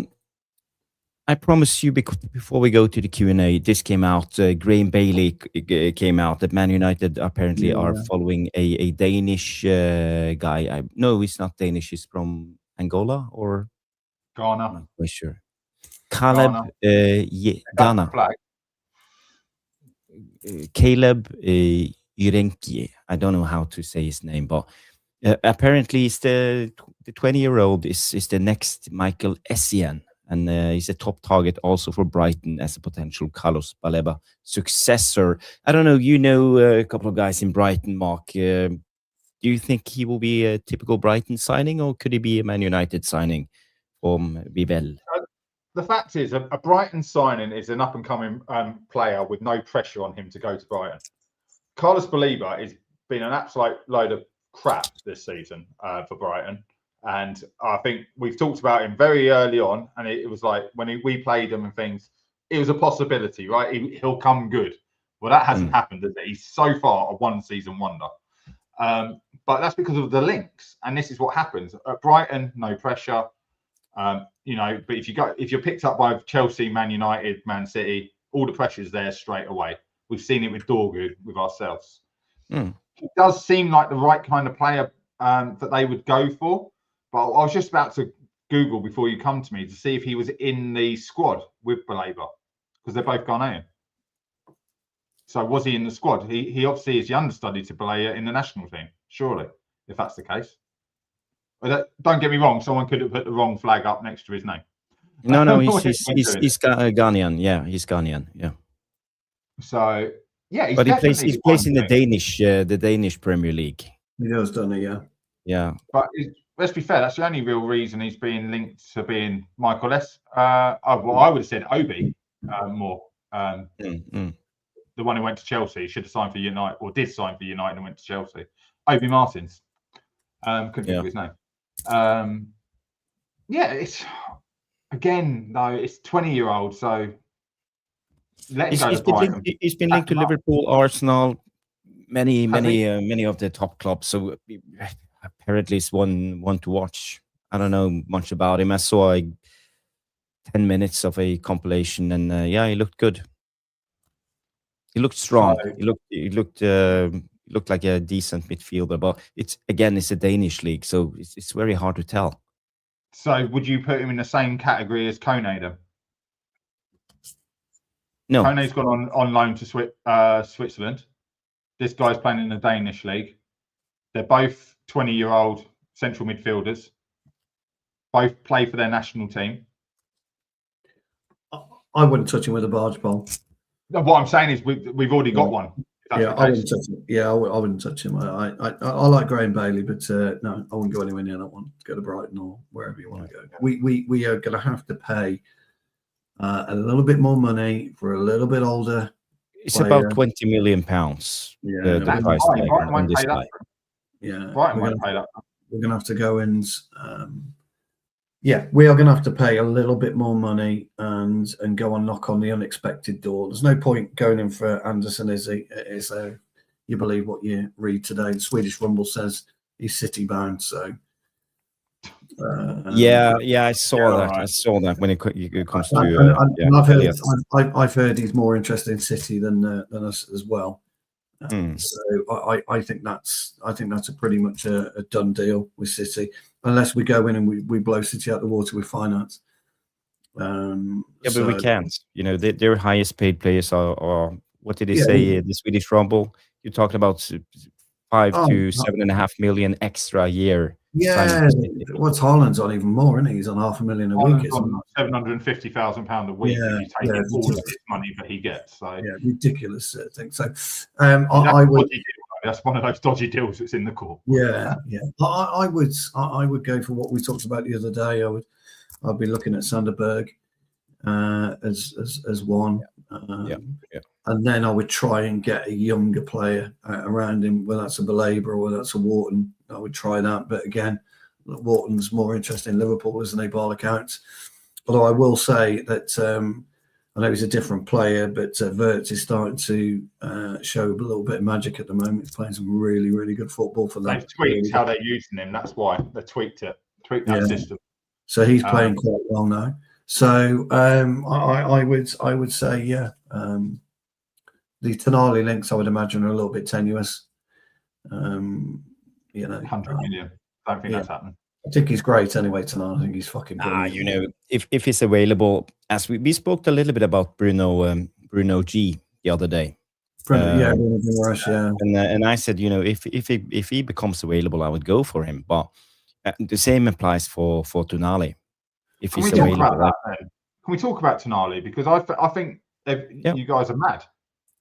Like Tonali has got a betting scandal out against him. I'm not interested in that. Fantastic player, isn't he? He's not. He's done anyways. He's done it, hasn't he? He's finished. Alex Scott is brilliant. With Manchester United, do we run that risk? Isn't that the reason that every Premier League club stayed away from Ivan Toney? He didn't want to run that risk. He served his ban. You don't go near him. Yeah, he served his ban. He's playing brilliantly for Newcastle. 100 million for but what if? I think you get him, wouldn't you, for probably 100 million release clause? You'd probably get him for 80 Tonali. You wouldn't have to pay 100. I thought it was 100 million release clause. That's what they've got on him. I don't know if it's a release clause. That's what they said. People would have to pay, but it's pipe dream that. I don't think you do. I'd look Tonali. Is that not a concern, though? Would you? I know you're saying. I'm saying bigger picture. Forget Manchester United. Forget your own things. Is that not really? A concern? Not really. Not when you look at the morons we've had play for us over the last 5 years. We've had way bigger concerns. Paul Pogba, Alexis Sanchez. They're all fucking idiots. No, I like Tonali. I think he's settled. I think he's settled down now. Tonali. He looks like he's settled down, and he's the player that played for AC Milan. I think he's a fantastic player. I'll take him tomorrow. He's great. Him and Sanderberg. Thank you very much. I would rather take Sanderberg than Tonali, just to be clear. That's just me. Yeah, but I wonder why you would pick Sanderberg. 50 million. Yeah. But I think there's better midfielders out for cheaper than Burge, so as well. I think no one would agree with me on Burge. It will be an outrage in the fan base if we sign a player like Sanderberg. No, I don't think there will be. I think there would have been, but not anymore. I think the table has turned. I do. It depends on the manager. Let's be fair. That midfield totally depends on the manager. Yeah, it's the most important part of any manager's team is how his midfield operates. So we're seeing Kobe Mainoo and Casemiro, which was a massive no-no. And now it's the start of, Copacabana Beach, the way those two link up and start all the passing for, the Bruno Cunha. All that all starts with those two holding their positions to be the bounce pass. So it really does depend. But there are so many others out there that we've spoken about, Edison, Hjulman, who's the one beginning with S? Sangare. Stiller. Yeah. You like Sangare? I don't really think Sangare would cut it. I think actually problem with him. But then we go Sanderberg, 50 million. Well, I think all of those we could probably get for the same or less. And I'd rather give someone an opportunity a little bit younger. So that's myself. But I don't know. Fair enough. The midfield debate will be so interesting because I think we will be linked to at least 10 players. 10 players will be available. Some will choose City, some will choose Liverpool. Eventually, we have to land someone.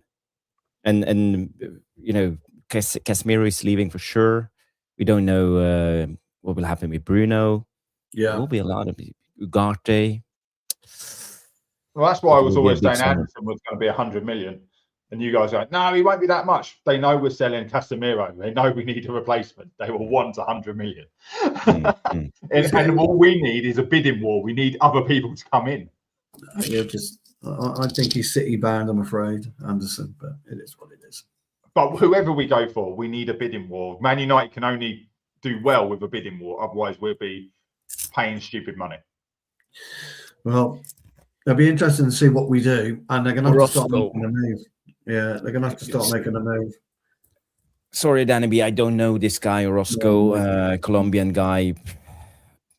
I have to see more. There's one thing United will do. There's one thing United will do in the summer when it comes to midfield. They will go Premier League. They'll go local. They will buy local again. Yeah. Well, 100%. 100%. They will buy local. Now they think they only need to buy one, don't they? Right now, that's the thing. Well, interesting to see, but they will buy local. The Cunha and Buemo experiment has worked for them, and they will buy local. And I don't blame them because that's the thing to do. 100%. Yeah. So if it's not Burge, who else in the Premier League? Well, I think you go Burge, and I think you probably go Burge, Baleba, because you're not going to get Tonali, and you're not going to get Anderson. I don't think you get. Baleba's been terrible this season. Yeah, but I've seen enough of Baleba to. Well, we have Alex Scott. We've been linked to him several times. That's what I'm trying to say. So if you're saying we have also rule Burge out, Burge is a no. He goes somewhere else. Baleba hasn't really done enough. I think there's other names maybe gone above, and maybe he's dropped down the pecking order. Alex Scott isn't big enough, unfortunately. Alex Scott won't be the. You'll need a player plus Alex Scott, 100%. So you're not going to just buy Alex Scott and pin hopes on him. So you're going to have to run a player alongside him, whoever that may be. Yeah. Okay. It will be interesting. It's a lot of great comments, a lot of players that you mentioned. I've started this for the question afterwards, Primit, because I think we need to have a little debate on Bruno and if we should keep him. But I think it's time to do the Q&A, guys. If you haven't get your questions in, we have at least 10 to 12 questions. So please get your questions, and I will play the jingle, and Stu will read out the questions. So let's dance.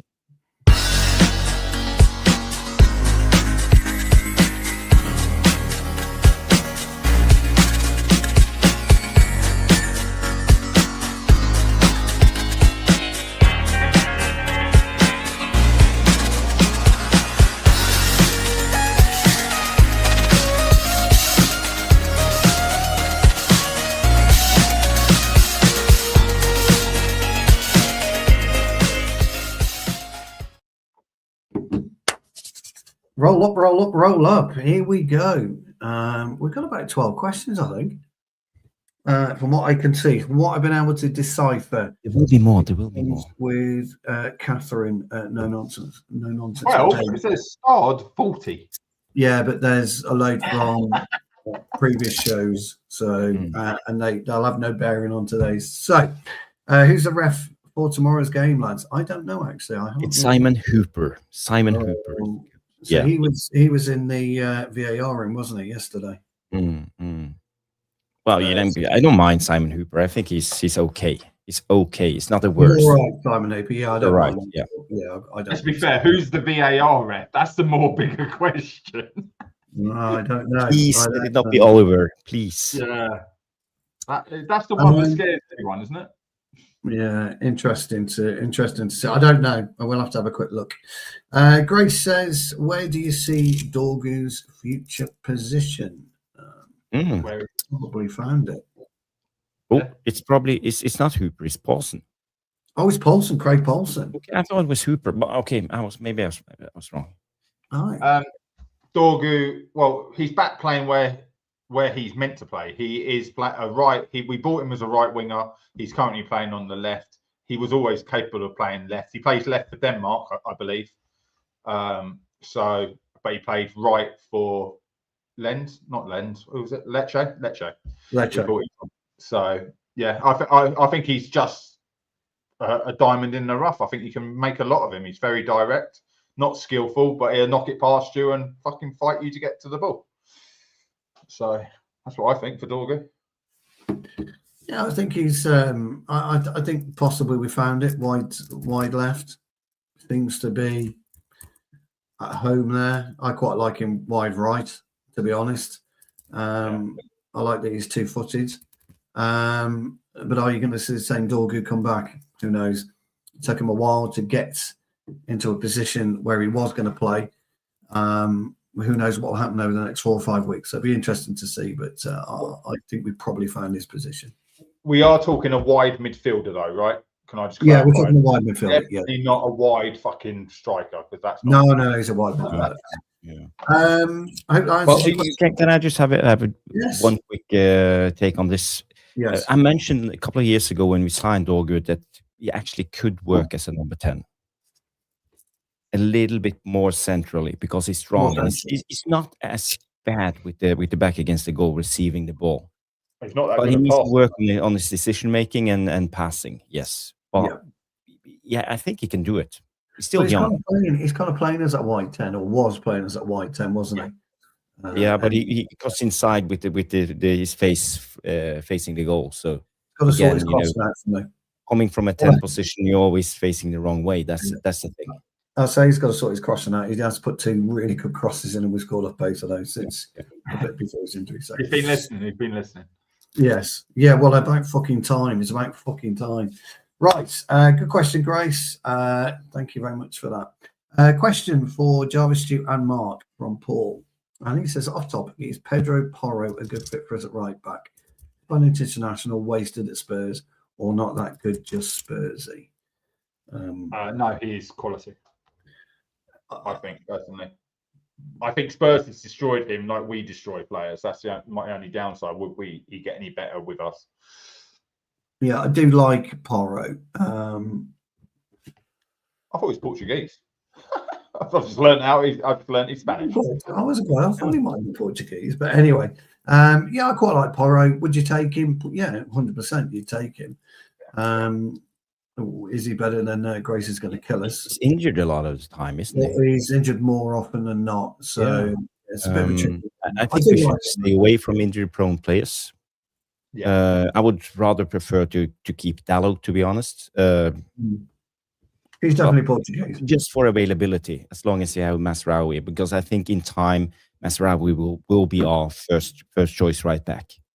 Yeah. but if we take away injuries, would you go for him? Yeah, because he has a hell of a cross. He can finish us I up. do like Porro. Yeah, he's decent. Yeah. Good question, Paul. Yeah, I think the consensus is we would. And the Madness says, question to you, Jarvis. Should you start Xerxes, see if he's got character? No, but I saw someone mention something about Mainu and Xerxes together. Well, hold that thought, and then you can answer this question. Mainu and Xerxes together is intriguing thought for me. I wonder if that's a cheeky wild card. I think Xerxes is a fantastic player playing with players around him, with runners and players in close proximity, because I think he has vision and he likes to get the ball moving, in small, intricate phases of play. So if we continue this Carrick way of playing, I think Xerxes could actually be a good player, but he needs to work on his press play. He needs to be more aggressive. He needs to show more. For me, he looks too nonchalant at time, if you understand what I'm saying. No, I'm in total agreement with you, Jarvis. But what I will say about him is, if you wanted Xerxes to come in and link up play, you've got to drop Bruno. Because I can't see him working in that link up anywhere else on the pitch apart from where Bruno is in that. The number 10, yeah. It's non-workable for me. Mainu and Xerxes, it just is non-workable for me. Unfortunately, it's one or the other, and right now it's always going to be Mainu over Xerxes. I just don't see the combination. Well, I wouldn't put Xerxes in over Mainu, though, would you? You wouldn't put Xerxes alongside Casemiro. No, that's what I mean. So for me, it is Mainu all day long, and I think Xerxes is probably better off moving on in the summer. And I think we'll probably get a few million quid for him, but I think he's better off moving away. Great question, the Primo, and I hope that answers it. Very, very quick one. Paul Tabin says, where the fuck is Matthias de Ligt got himself off to? Was it here? I heard that his back is fucked and his footballing days are now over. We don't know that his footballing days are over, but we do know his back is fucked. He is driving, so his back can't be that fucked, but it might be stopping him playing the game. We don't know, but he is definitely a long-term absentee, unlikely to feature again. No, wasn't it mentioned? It was mentioned in the press conference, maybe after the international break. That's what they said, but whatever this is, the FA Cup break. I would say unlikely. I would say probably another 4 to 8 weeks. This is what came out in the press. He said, we'll see how he develops over there. The Everton game feels like a long time away at the moment. So we'll see how he develops. So, maybe in 3 weeks. Yeah. So I don't know, but the trouble is he's like not they're protecting him and they don't want to talk about it. It's like he's not on the grass yet. So you're going to need 4 to 6 on the grass. What I will say is when a club doesn't want to talk about the injury, the reason it's a medical reason they can't talk about because it's disclosing information that pretty much could end his career. So it normally is like we found a weakness. It's a bit like Ivan Toney's got scoliosis. That was kept quiet for a long period until he brought up that he had scoliosis in that interview. Yeah, there's certain things you don't get to know because it's it's gross misconduct, isn't it? If the manager was to confidentiality between the doctor and get this close. Great question, Paul. I hope that answers it for you. Let's see. We've got a lot from Trev. So let me just dig through these. Here's one. Jeff says, do you think Ollie would have had such an impact second time around like Carrick has had these the past 4 matches? I don't think he would, no. It's an interesting one. Yeah, I don't think he would. I love Ollie to bits. I think he's absolutely brilliant, but I don't think Ollie would have had the foresight to bring in Steve Holland. And I think Steve Holland's a real catalyst too. Yeah, that interview where he said about... I heard it the other day where there was a conversation. He was like, no, get me Steve Holland, sort of basically. It really opened my eyes. I thought it was an appointment by the club rather than the manager, but it seems that wasn't the case. Ollie brings in Steve Holland, absolutely. 100%. Yeah. Steve Holland's the catalyst for this. Jarvis? Yeah, but what is Steve Holland? He's a Premier League proven guy coming in with experience. So are you saying Ollie wouldn't? He did it in the first place. No. He brought in Phelan. No. So again, Ollie would have definitely brought in someone with pedigree into this. I'm with Stu here. He brought in Phelan. Wrong choice. We're bringing in someone who actually is really coaching. Phelan was more of a go-between than a coach ever at Manchester United. He really was, and he says that himself. Whereas we're talking about someone who's not just Premier League proven, he's international proven. He's multi-league proven as well. He's been abroad, always been successful at the clubs he's been at. It's a real coup for us to bring him in. I just hope he stays with us when Carrick. Carrick doesn't get given the job, and right now it's not a conversation. Michael Carrick is leaving at the end of the season. So if that coaching staff entirely goes, it will be a massive loss. I think Holland has opened my eyes. I've seen his coaching stuff online, and I've always thought it was amazing. But now I'm seeing it firsthand with my club, and it's a lot different seeing that international coach we all knew from the England setup, who gets players here, there, and everywhere, and different players every time. But Jesus Christ, over a few weeks, he's changed Man United to being a solid, cohesive unit in their defensive structure. Definitely a great question. Like I say, I'm not so sure about Ollie's second time around, Jarvis. That's my only thing, but I agree. I think he might have brought somebody. It would have. It's hard to say. That's the thing. It's very hard to say. It's very hard to say. No, I agree. But diplomatic answer is the best way. But I think if Carrick didn't have ambitions to do it himself, I'm almost 100% sure that Ollie would have brought Carrick with him. Oh yes, I'd agree with that as well. So it's difficult to say, but I think he would have done okay to be the interim. But now Carrick is applying for the job. So let's see. Well, that's a conversation for another day. That one. Yes. Well, that was an interesting thing from him, where actually Carrick's come out and said in an interview to another journalist, but he wasn't looking to get back into management unless it was the right job, and he took the Man United job.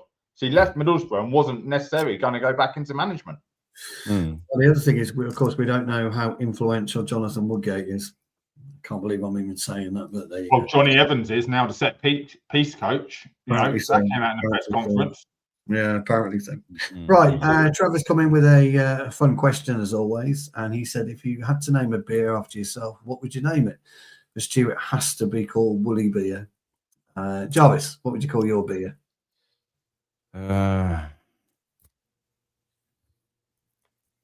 How long could I call the beer? Like a never gonna give. Or whatever you want. Yeah, you can call it whatever you want. Yeah, I don't know. Almost Rick Astley. Almost Rick Astley. Very picture good. Of Jarvis on the front of the picture of Jarvis, label. Yeah. Mark, what would you call yours? Straight talker. Straight talker. Yes, that would work. I would probably call mine. What should I call mine?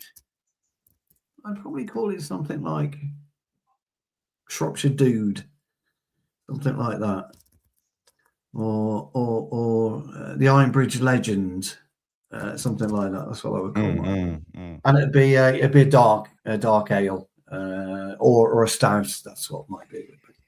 Good question. Love those types of questions. And Amanda says, what do you get if you cross George Formby and Clint Eastwood? George Is Eastwood. this a joke? George Eastwood. Clint Formby? George Eastwood? I don't know. Go ahead, Punk. Go ahead, Punk. Make my day.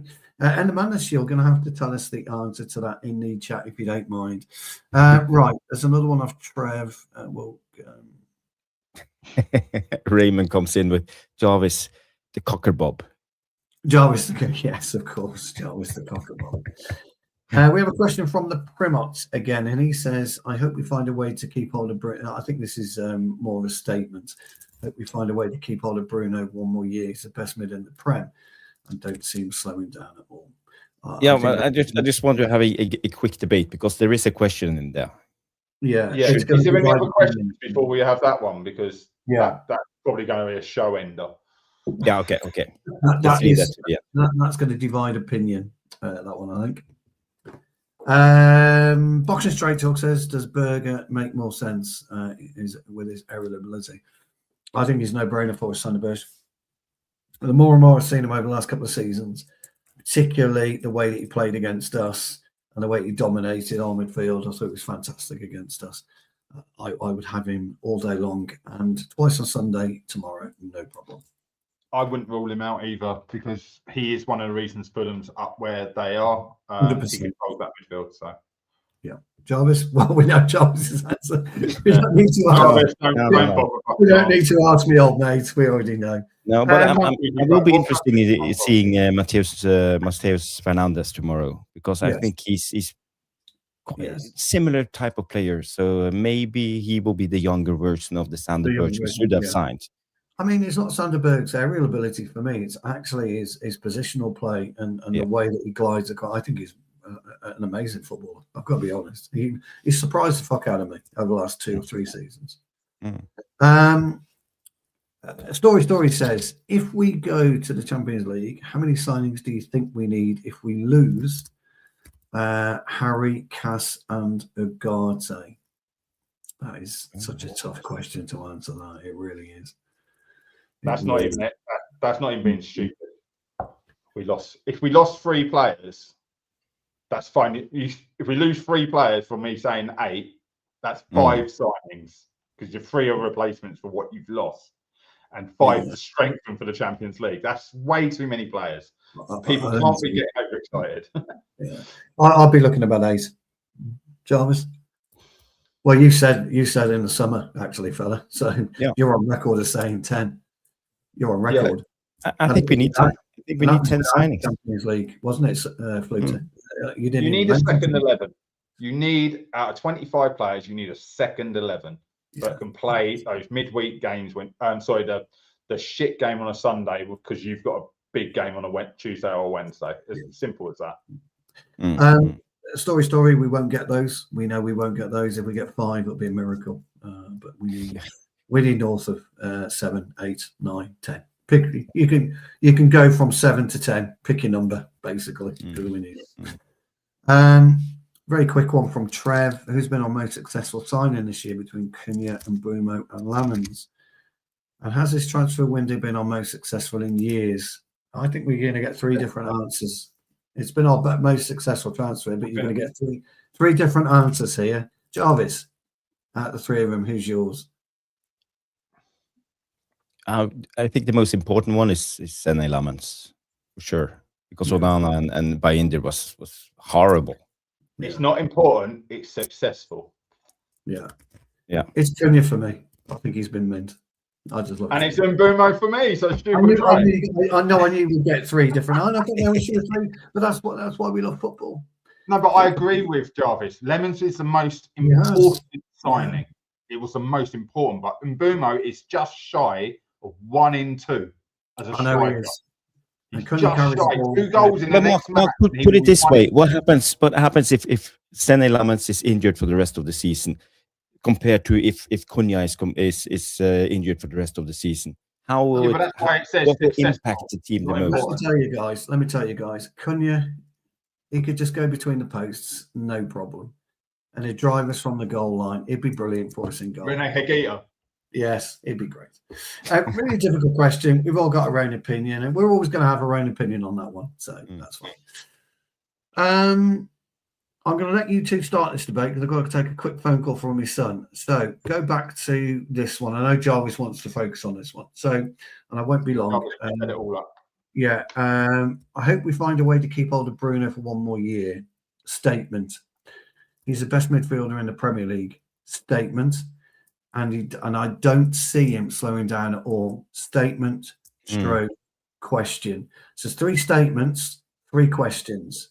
There's a lot of questions in there. So 3 questions in there. So I'll take the quick call. I'm going to mute myself and turn my camera off, and I will see you. Well, I'm going to add an extra question to that, Jarvis, but sort of in that question, but it's not written. Should we or should we cash in on him in the summer? Because that's pretty much like the part that needs to be there as well if you're going to add all that together. I think we're talking about 65, 70 millions for a 31-year-old at this time. And he's on how much? 350? 300,000 a week. Okay. So he will free up a lot of money for sure. But how I see it, we should do our utmost to keep him for at least 1 more year. 1 more year. We have Champions League going in next season if we qualify. And I think, having a player like Bruno, always available, never injured, and playing in that Carrick system, if Carrick stays on, I think, we will see the best of Bruno. But we need someone that plays him in the 10 and gives him the freedom to be the creator. And no one can replace him at the moment. No one. Even if he signed a 150 million, look at Florian Wirtz, for example. Youngest up-and-coming number 10 creative player. Yeah. He haven't produced anything in the Premier League. How much did Liverpool pay for him? And for us to replace Bruno, what type of price tag are we talking about? We are talking about 150. So I was talking about Bruno literally only 2 nights ago on one of my shows, and I gave Bruno man of the match. People in here are probably going to fall over and collapse because everyone seems to think I hate Bruno Fernandes, and I don't hate Bruno Fernandes. He frustrates the hell out of me because he doesn't do the simple stuff, but he's brilliant at doing the other stuff, but it's not so simple. So as a creative midfielder, he is world class. He's up there. But has anyone ever noticed that Manchester United rely purely on him to create the chances by giving him the ball in those situations? And he just throws it in the box. So he didn't create a chance he created a chance for Šeško at the end of the last game. That would have been his 13th goal involvement, right? Yeah. No, sorry, 13th assist, not goal involvement, because he got the 200. But how many balls did he already throw into the box in that game? It's worth keeping an eye on that, because if you're throwing the ball in the box 15 times in a match and no one's getting on the end of it, the actual chances are that one of them will be converted. The more you put it in, the more your stats will go up. And that's why he's always been accused of being a stat padder. And we're so reliant on giving him the ball and not letting other people get it in. But under Carrick, he's been so much more disciplined. And if you look, our goal scorers are mixed, our assists are mixed, and they're not giving him the ball. It's that free-flowing football. So are we getting the best out of Bruno because he's now putting in quality rather than quantity? Yeah. So could we replace him? I see one replacement, and everyone's going to laugh because it was a link 2 weeks ago. And it's Cole Palmer's the only one I can see us bringing in to replace him in the Man United team, but could do a very similar job with the energy levels, the creation, the goals, the assists in the 10 role, because we were saying the 10 role is dying out, because if teams go back to playing 2 up top, you can't have a number 10. But Bruno isn't. I think he's more of a second striker in the system. You know, him and Bruno, you know, the interchange of being the number 9, and they both work extremely hard. So yeah, we're definitely playing more of a 4-4-2 with Bruno. Here's my opinion then. I don't know what you said, Jarvis, but here's my opinion then. Yep.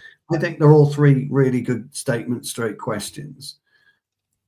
But here's the biggest issue. We've just had a question and a conversation about how many new players we will need in the summer if we get Champions League football. And I've always said, Jarvis, you know my thoughts on squad rebuilds and squad balance. And his sale represents the best or the quickest way for us to redress 2 positions in one hit. He just does, whether we like it or not. He represents the biggest value in terms of cost coming into a football club, being able to use that football club. And I'm not talking about 60, 70, 80 million pounds. I'm talking about his salary on top. Okay, so it's another 18, another 15 to 18, whatever it is, million pounds. And I agree with you guys, with both of you. I think you're right. And everybody that is talking about it right now is absolutely correct. He has evolved into the player that he used to be under Ollie, but maybe slightly even more clinical under this new way of playing. And whether Carrick has noticed that, or whether Steve Holland's noticed it, or whether Johnny Evans turned around and said, listen, Michael, I've been watching Bruno for the last 2 seasons. This is where he's better. We don't know that. So I would put that in the heavy heart situation. I really would, because I'm looking at it from 2 things. How quickly am I likely to get to where I need to be in 2 years' time with Bruno? How quickly could I get there without him? And what could I do with Bruno? And who would I push alongside Bruno? Or would I be better off bringing 2, 3, 4 players in to replace Bruno and Casemiro to sit alongside Kobe Mainoo? Because Kobe Mainoo is going to be my spearhead. He's going to be my go-to. I want a Casemiro, and I'm with Mark on this one, a Cole Palmer-esque, if you're going to do that.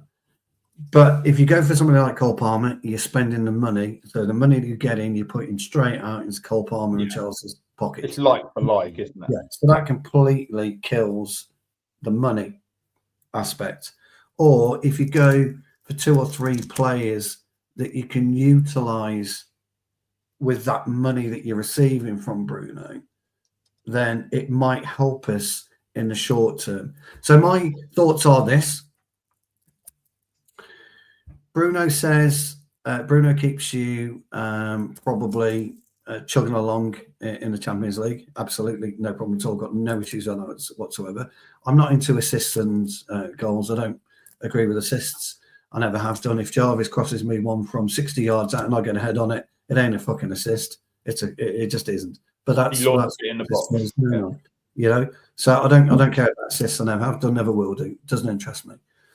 I'm not saying he's a bad player. So don't misunderstand what I'm trying to say. What I'm trying to say is, if you want to run a football club smart and you can get 100 million, you take 100 million. You just do. Because Bruno's, what, 31 now, correct? 32? Yeah, 31. 31. His value is going to decrease. And we were just saying when you muted, we reckon now we were talking 100 million, weren't we, at the beginning of the season? Summer. Probably 70. 60 to 80 now. Yeah, exactly. So maybe 70. So again, next season, less. And he's a big salary player. So for me, it would be with a heavy heart and to say, thank you, Bruno, for everything you've done for us. But as a club, we need to evolve, and the best way is for you to move on. And that would be a really heavy heart from me. And people don't like it, wouldn't agree with it because he does this and he does that. And he has been instrumental in this winning run of 4 games. We know that. You can just see it. And can we just talk about the last bit where actually I think he is falling off the pace a little bit? Yeah, he's got his limitations. I was about to say Sander Berge put him in his pocket, Jarvis, whether people liked it or not. He did. Not even that. Okay, we've had the hamstring injury. Yeah. Remember, this guy doesn't get injured, and he's picking up a few knocks here and there now, and that's what happens. That's what happened to Casemiro. Casemiro was never injured till he came to the Premier League, and then he starts picking up knocks all the time because your body just gets to a point, and it's not that it gives up, but it just can't recover. No, it's like something overnight. Yeah, and the thing about Bruno as well is he's not had the quality of player around him for all those 6 years he's been with the club. He just hasn't had those players that he could develop under. So a tough one for me. But I'm sorry, I'm leaning towards cash him in. Sorry. That would be my thought. Yeah, okay. Well, you didn't hear my answer, but I said I would keep him because I think it will cost too much to replace him. We don't have that type of money. It will cost 150 mil. I used Florian Wirtz as an example. Yeah. Liverpool paid 100 or 120 for him. Well, he was apparently the best up-and-coming young number 10 in the world. So my only counter to that would be, and it's only a counter, tenuous counter, is if we don't do it now, we won't get anywhere near that type of money to replenish. We might get half of that to maybe 3/4 of that to replace him, but we won't next season. So that's my. How many years do you actually think Bruno has in him in the Premier League at the highest level? Premier League, and I reckon he's got another, including this season left. Yeah, so he's 32 by the beginning of the next season, I believe. So he's got 1 to 2 seasons maximum left in him.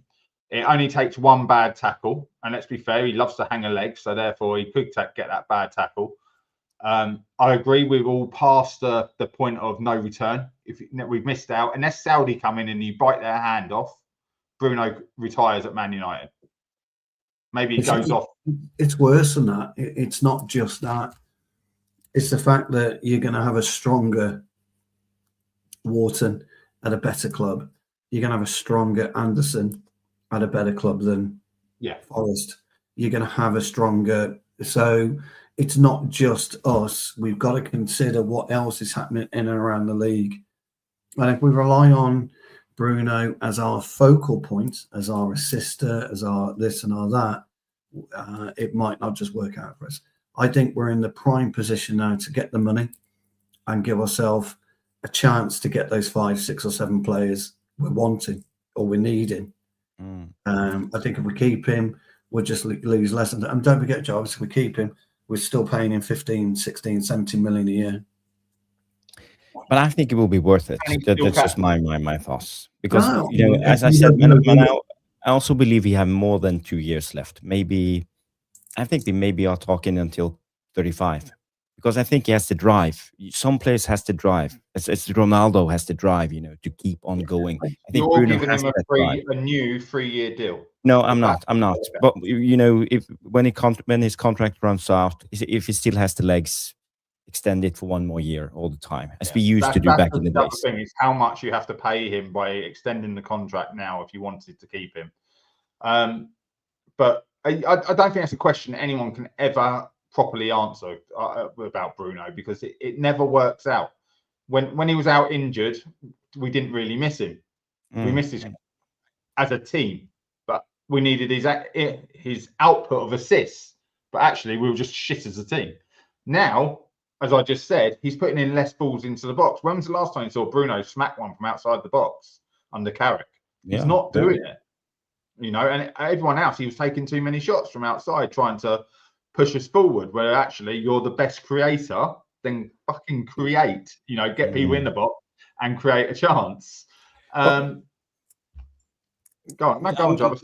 My point is just that I think Bruno is the catalyst right now. If let's say if Carrick continues and we play this 4-4-2 type of football, I think he's the catalyst, because now we see the best from Kobe Mainoo, we see the best from Casemiro, we see the best from Mbeumo, we see the best from Ahmad. But Bruno is the catalyst of it all. Kobe Mainoo can't do what Bruno is doing by himself, and he can take down the ball, keep it ticking, keep it rolling. But he needs Bruno there in close proximity just to keep it ticking.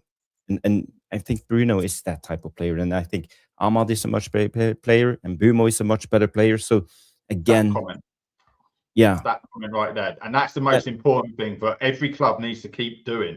Buying replacements when the person they want to replace is at the club. Not after he's left. The problem is we don't have money. So how are we going to solve this? You don't have that. You don't have that luxury. We won't have that luxury of getting who we need. If Bruno, the sad and true fact is this: if we keep Bruno in the summer, we won't have the money to replace what we need, and we could well miss out on the player that we need to replace Bruno because we haven't got the money, because we're still paying him £18 million a year or whatever. It's a real tough question. It's a difficult question. And I think the answer is twofold. I don't think there's a wrong answer on that one. You either try. Cut his contract at Man City to stay there. Say that again. Sorry. Bernardo Silva. I'm sure he took a massive pay cut to stay. Yeah, he did. But they got rid of De Bruyne on 35. Yeah, they made that choice. So it does happen. It does happen. You want to stay, you make it happen. You make it happen. The club doesn't make it happen for you. You make it happen. I'll take a pay cut and you can keep me. Yeah, and so don't forget, City got the money. City got the money to do that. We don't. But yeah, here's the thing, you see. Danny B saying, if you asked him 12 months ago, he would have said cash in. So, I changed my mind. I'm still with, unfortunately, I would get the money. And we need to go with what we need to do. And I think Bruno gives us the best value in the market right now to get us maybe half of what we need to do in the next 2 years. Yeah. The money's a totally different conversation, because really, let's be fair, we need money, and as you say, whoever can generate the most is what we have to take it. It's tough, rightly or wrongly, and that goes back to what we were saying about Leny Yoro. If he's not playing and he hasn't succeeded, then we need money. And if we can get 30 million for him and he isn't playing well for us, it's the same kind of thing. So we're doubling that up for our most successful player, 60 to 70 million.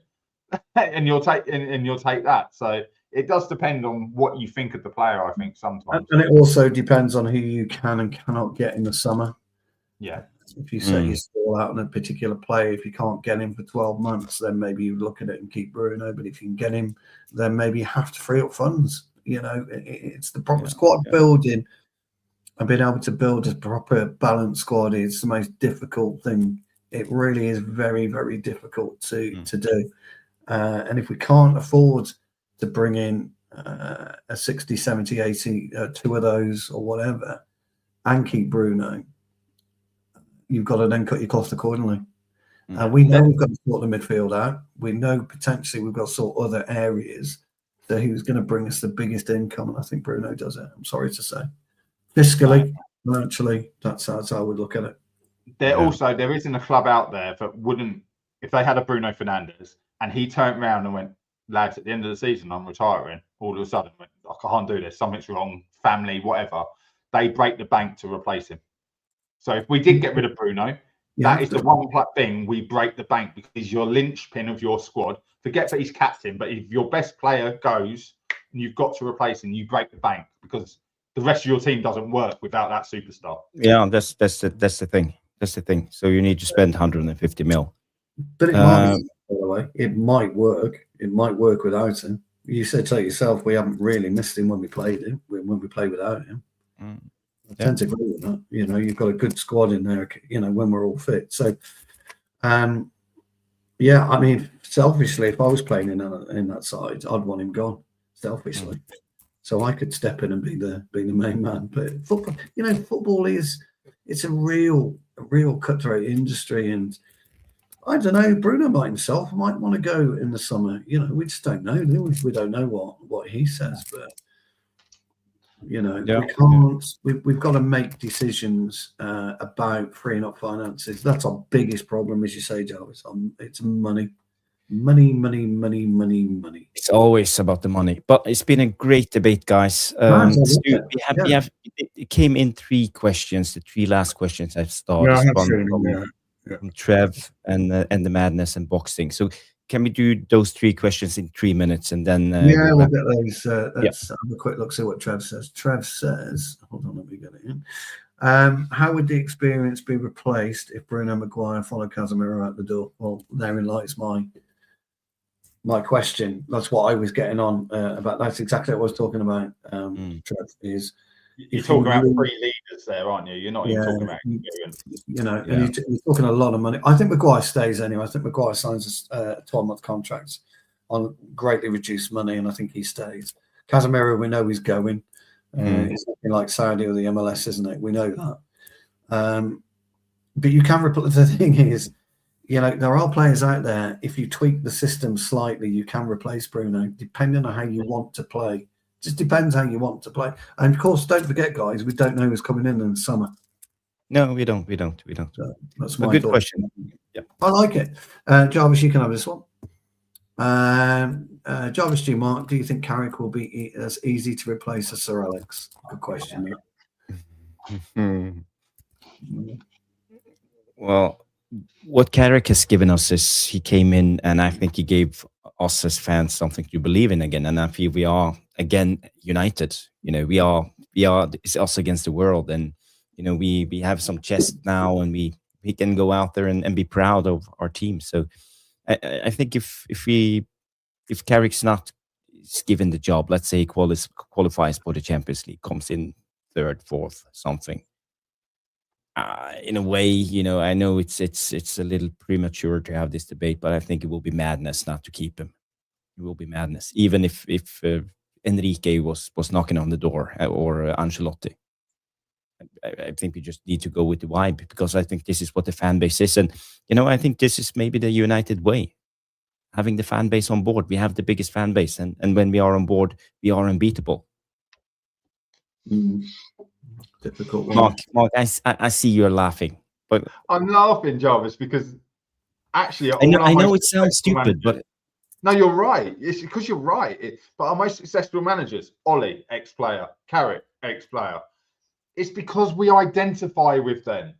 Yeah, we know who they are. We trust them. It's like going home for your mum's cooking. You've got your wife, but you don't tell her a toad in the hole's crap compared to your mum's. It's the same thing. I think it's worth mentioning. I think it's worth mentioning, guys. There's a big difference between managers in the world. I'll recite a very, very small statement that Davide Ancelotti said a couple of weeks ago, might be a couple of days ago, and the player's name escapes me. He said, when you buy a player for a role.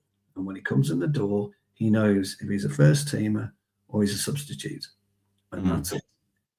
We don't have that discipline within our team and our managerial structure. I'm not saying Carrick doesn't right now. So that's my answer to that, which means I'm sitting on the fence right now, and I'm not saying whether Carrick should stay or not. But I'm just saying, which I thought was very poignant to me. That made sense to me. So that's all. Well, I don't get the question, because the question is, do you think he's as easy to replace as Sir Alex Ferguson? So far, we've still not replaced Sir Alex Ferguson. So no, I mean, there's one question you can't answer anyway. And Michael Carrick has not done better for Ole Gunnar Solskjaer currently, who finished second. Ole won 14 games, didn't he? Yeah, no. But Ole finished second. Jose finished second. So unless Carrick wins the league, which is what Sir Alex Ferguson's done, no one's been harder to replace. So it's a non-starting question. But the fact is, I'm not going to talk about Carrick till the end of the season. We'll wait till the end of the season on that one. No, same as me.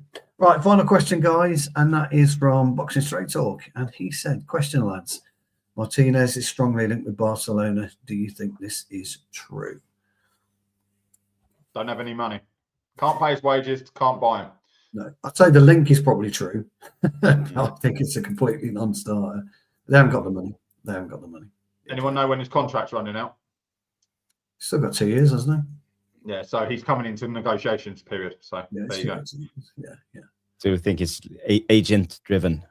100%, because Barcelona are still fighting this potential massive lawsuit about bribing referees. So, they keep being told to cut their wage bill, and Rashford's deal is going to collapse over cash. So I don't see it. No, okay. Me neither. Yeah, that was it, my old mate. Let me put you back into some great questions there, by the way. The Bruno ones was always going to divide opinion. I said before I went on my phone call that was going to divide opinion, and it always will do, because people will look at him, look at him as a person, as a man, and think, yeah, absolutely, you can't do it. But the Bruno we got now is the Bruno we had when we bought him, and that's the Bruno I like. It's everything in between when he was doing too much. Yeah. Right, but how ironic. Carrick was his coach. Ollie did not coach. Carrick is his coach again, and he's back doing that. So that just says there's more ill discipline. There's more ill discipline in Bruno, as I've said many a time, from people notice. Yeah, well, I don't think you're wrong there, to be fair. By the way, guys, we are on 47 likes. So if you haven't liked the video, do us a big favor. At least get us to 50. We have been slaving the kitchen now for. Look, Stu's liking it now. You can see it flashing on the screen. Yeah. Oh, I've liked it. I already liked it. I'm sure I liked the video. I'm glad you liked the show, Stu. I'm glad you liked the show. I always like the show right at the beginning. We all do. That's why we do it. Yeah, I always like the show right at the very beginning. When I do my little Twitter thing, I always like the show then. Thank you, Stu, for liking the show, and thank you to all of you guys who have liked the show. We have had 2 hours, 20 minutes talking about all sorts of subjects. I made a poll, so we have 50 votes. Should Carrick start Šeško tomorrow? And 55% of you said yes, and 45% said no. So we are divided, and as divided as the panel tonight when it came to that debate. But I thought it was an interesting debate. So if you didn't see the beginning, go back and you will get the Mark and Stu's take on who they would start. Cunha, Ahmad, Šeško, who knows? But it was a heated debate, guys. So it's worth it. Well, yeah, it's just who do you take out, isn't it, to get Šeško in? It's not about not starting him; it's who comes out. Don't reveal anything. Let people go back and check it out. Please go and watch. Are we doing a match reaction show tomorrow, Stu? I'll be around. It's going to be a late one, though, because it's a 8:15 kickoff, which means we'll be live.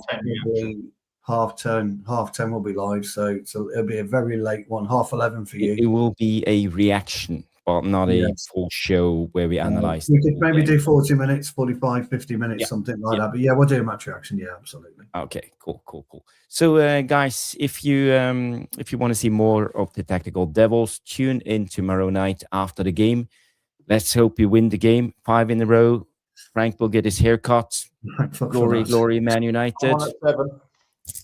Yeah, Mark's on 7. Yeah, he did say. Yeah, I'm on 7. So let's see. But it will be our last game in a while, so everybody stay tuned for tomorrow's game. Yeah. No FA Cup, no Champions League, nothing. We will go to Saudi and we can do the Trevor Wade question show while we're on tour in Saudi, can't we? Yes, because I think I do believe we'll end up going to Saudi Arabia. Yeah. They can't turn down 10 million quick, can they? Everybody, if you haven't, smash a like, subscribe. If this is your first time on the Tactical Devils, there's also a thing called hype. So afterwards, when this stream becomes a video, you can go and give us a hype. It means a lot on the modern day algorithms from YouTube. So if you can, and also leave a comment after the show. Tell me why you would start Šeško or Cunha or Ahmad or whoever, and your thoughts on Bruno and everything we have talked about in this show. Thank you, Mark. Thank you, Stu. Thank you, everybody, for tuning in. Thank you, Trevor and the Madness, Paul, Raymond, all of you legends, Boxing Straight Talk, Retro 77, Is It Just Me, and the rest of you legends. Thank you for tuning in. And I want to give a special shout out to Rushmano for gifting 10 Tactical Devils memberships. So thank you, everybody. Thank you, legends. And we will see you on the next. Have a good night and bye-bye.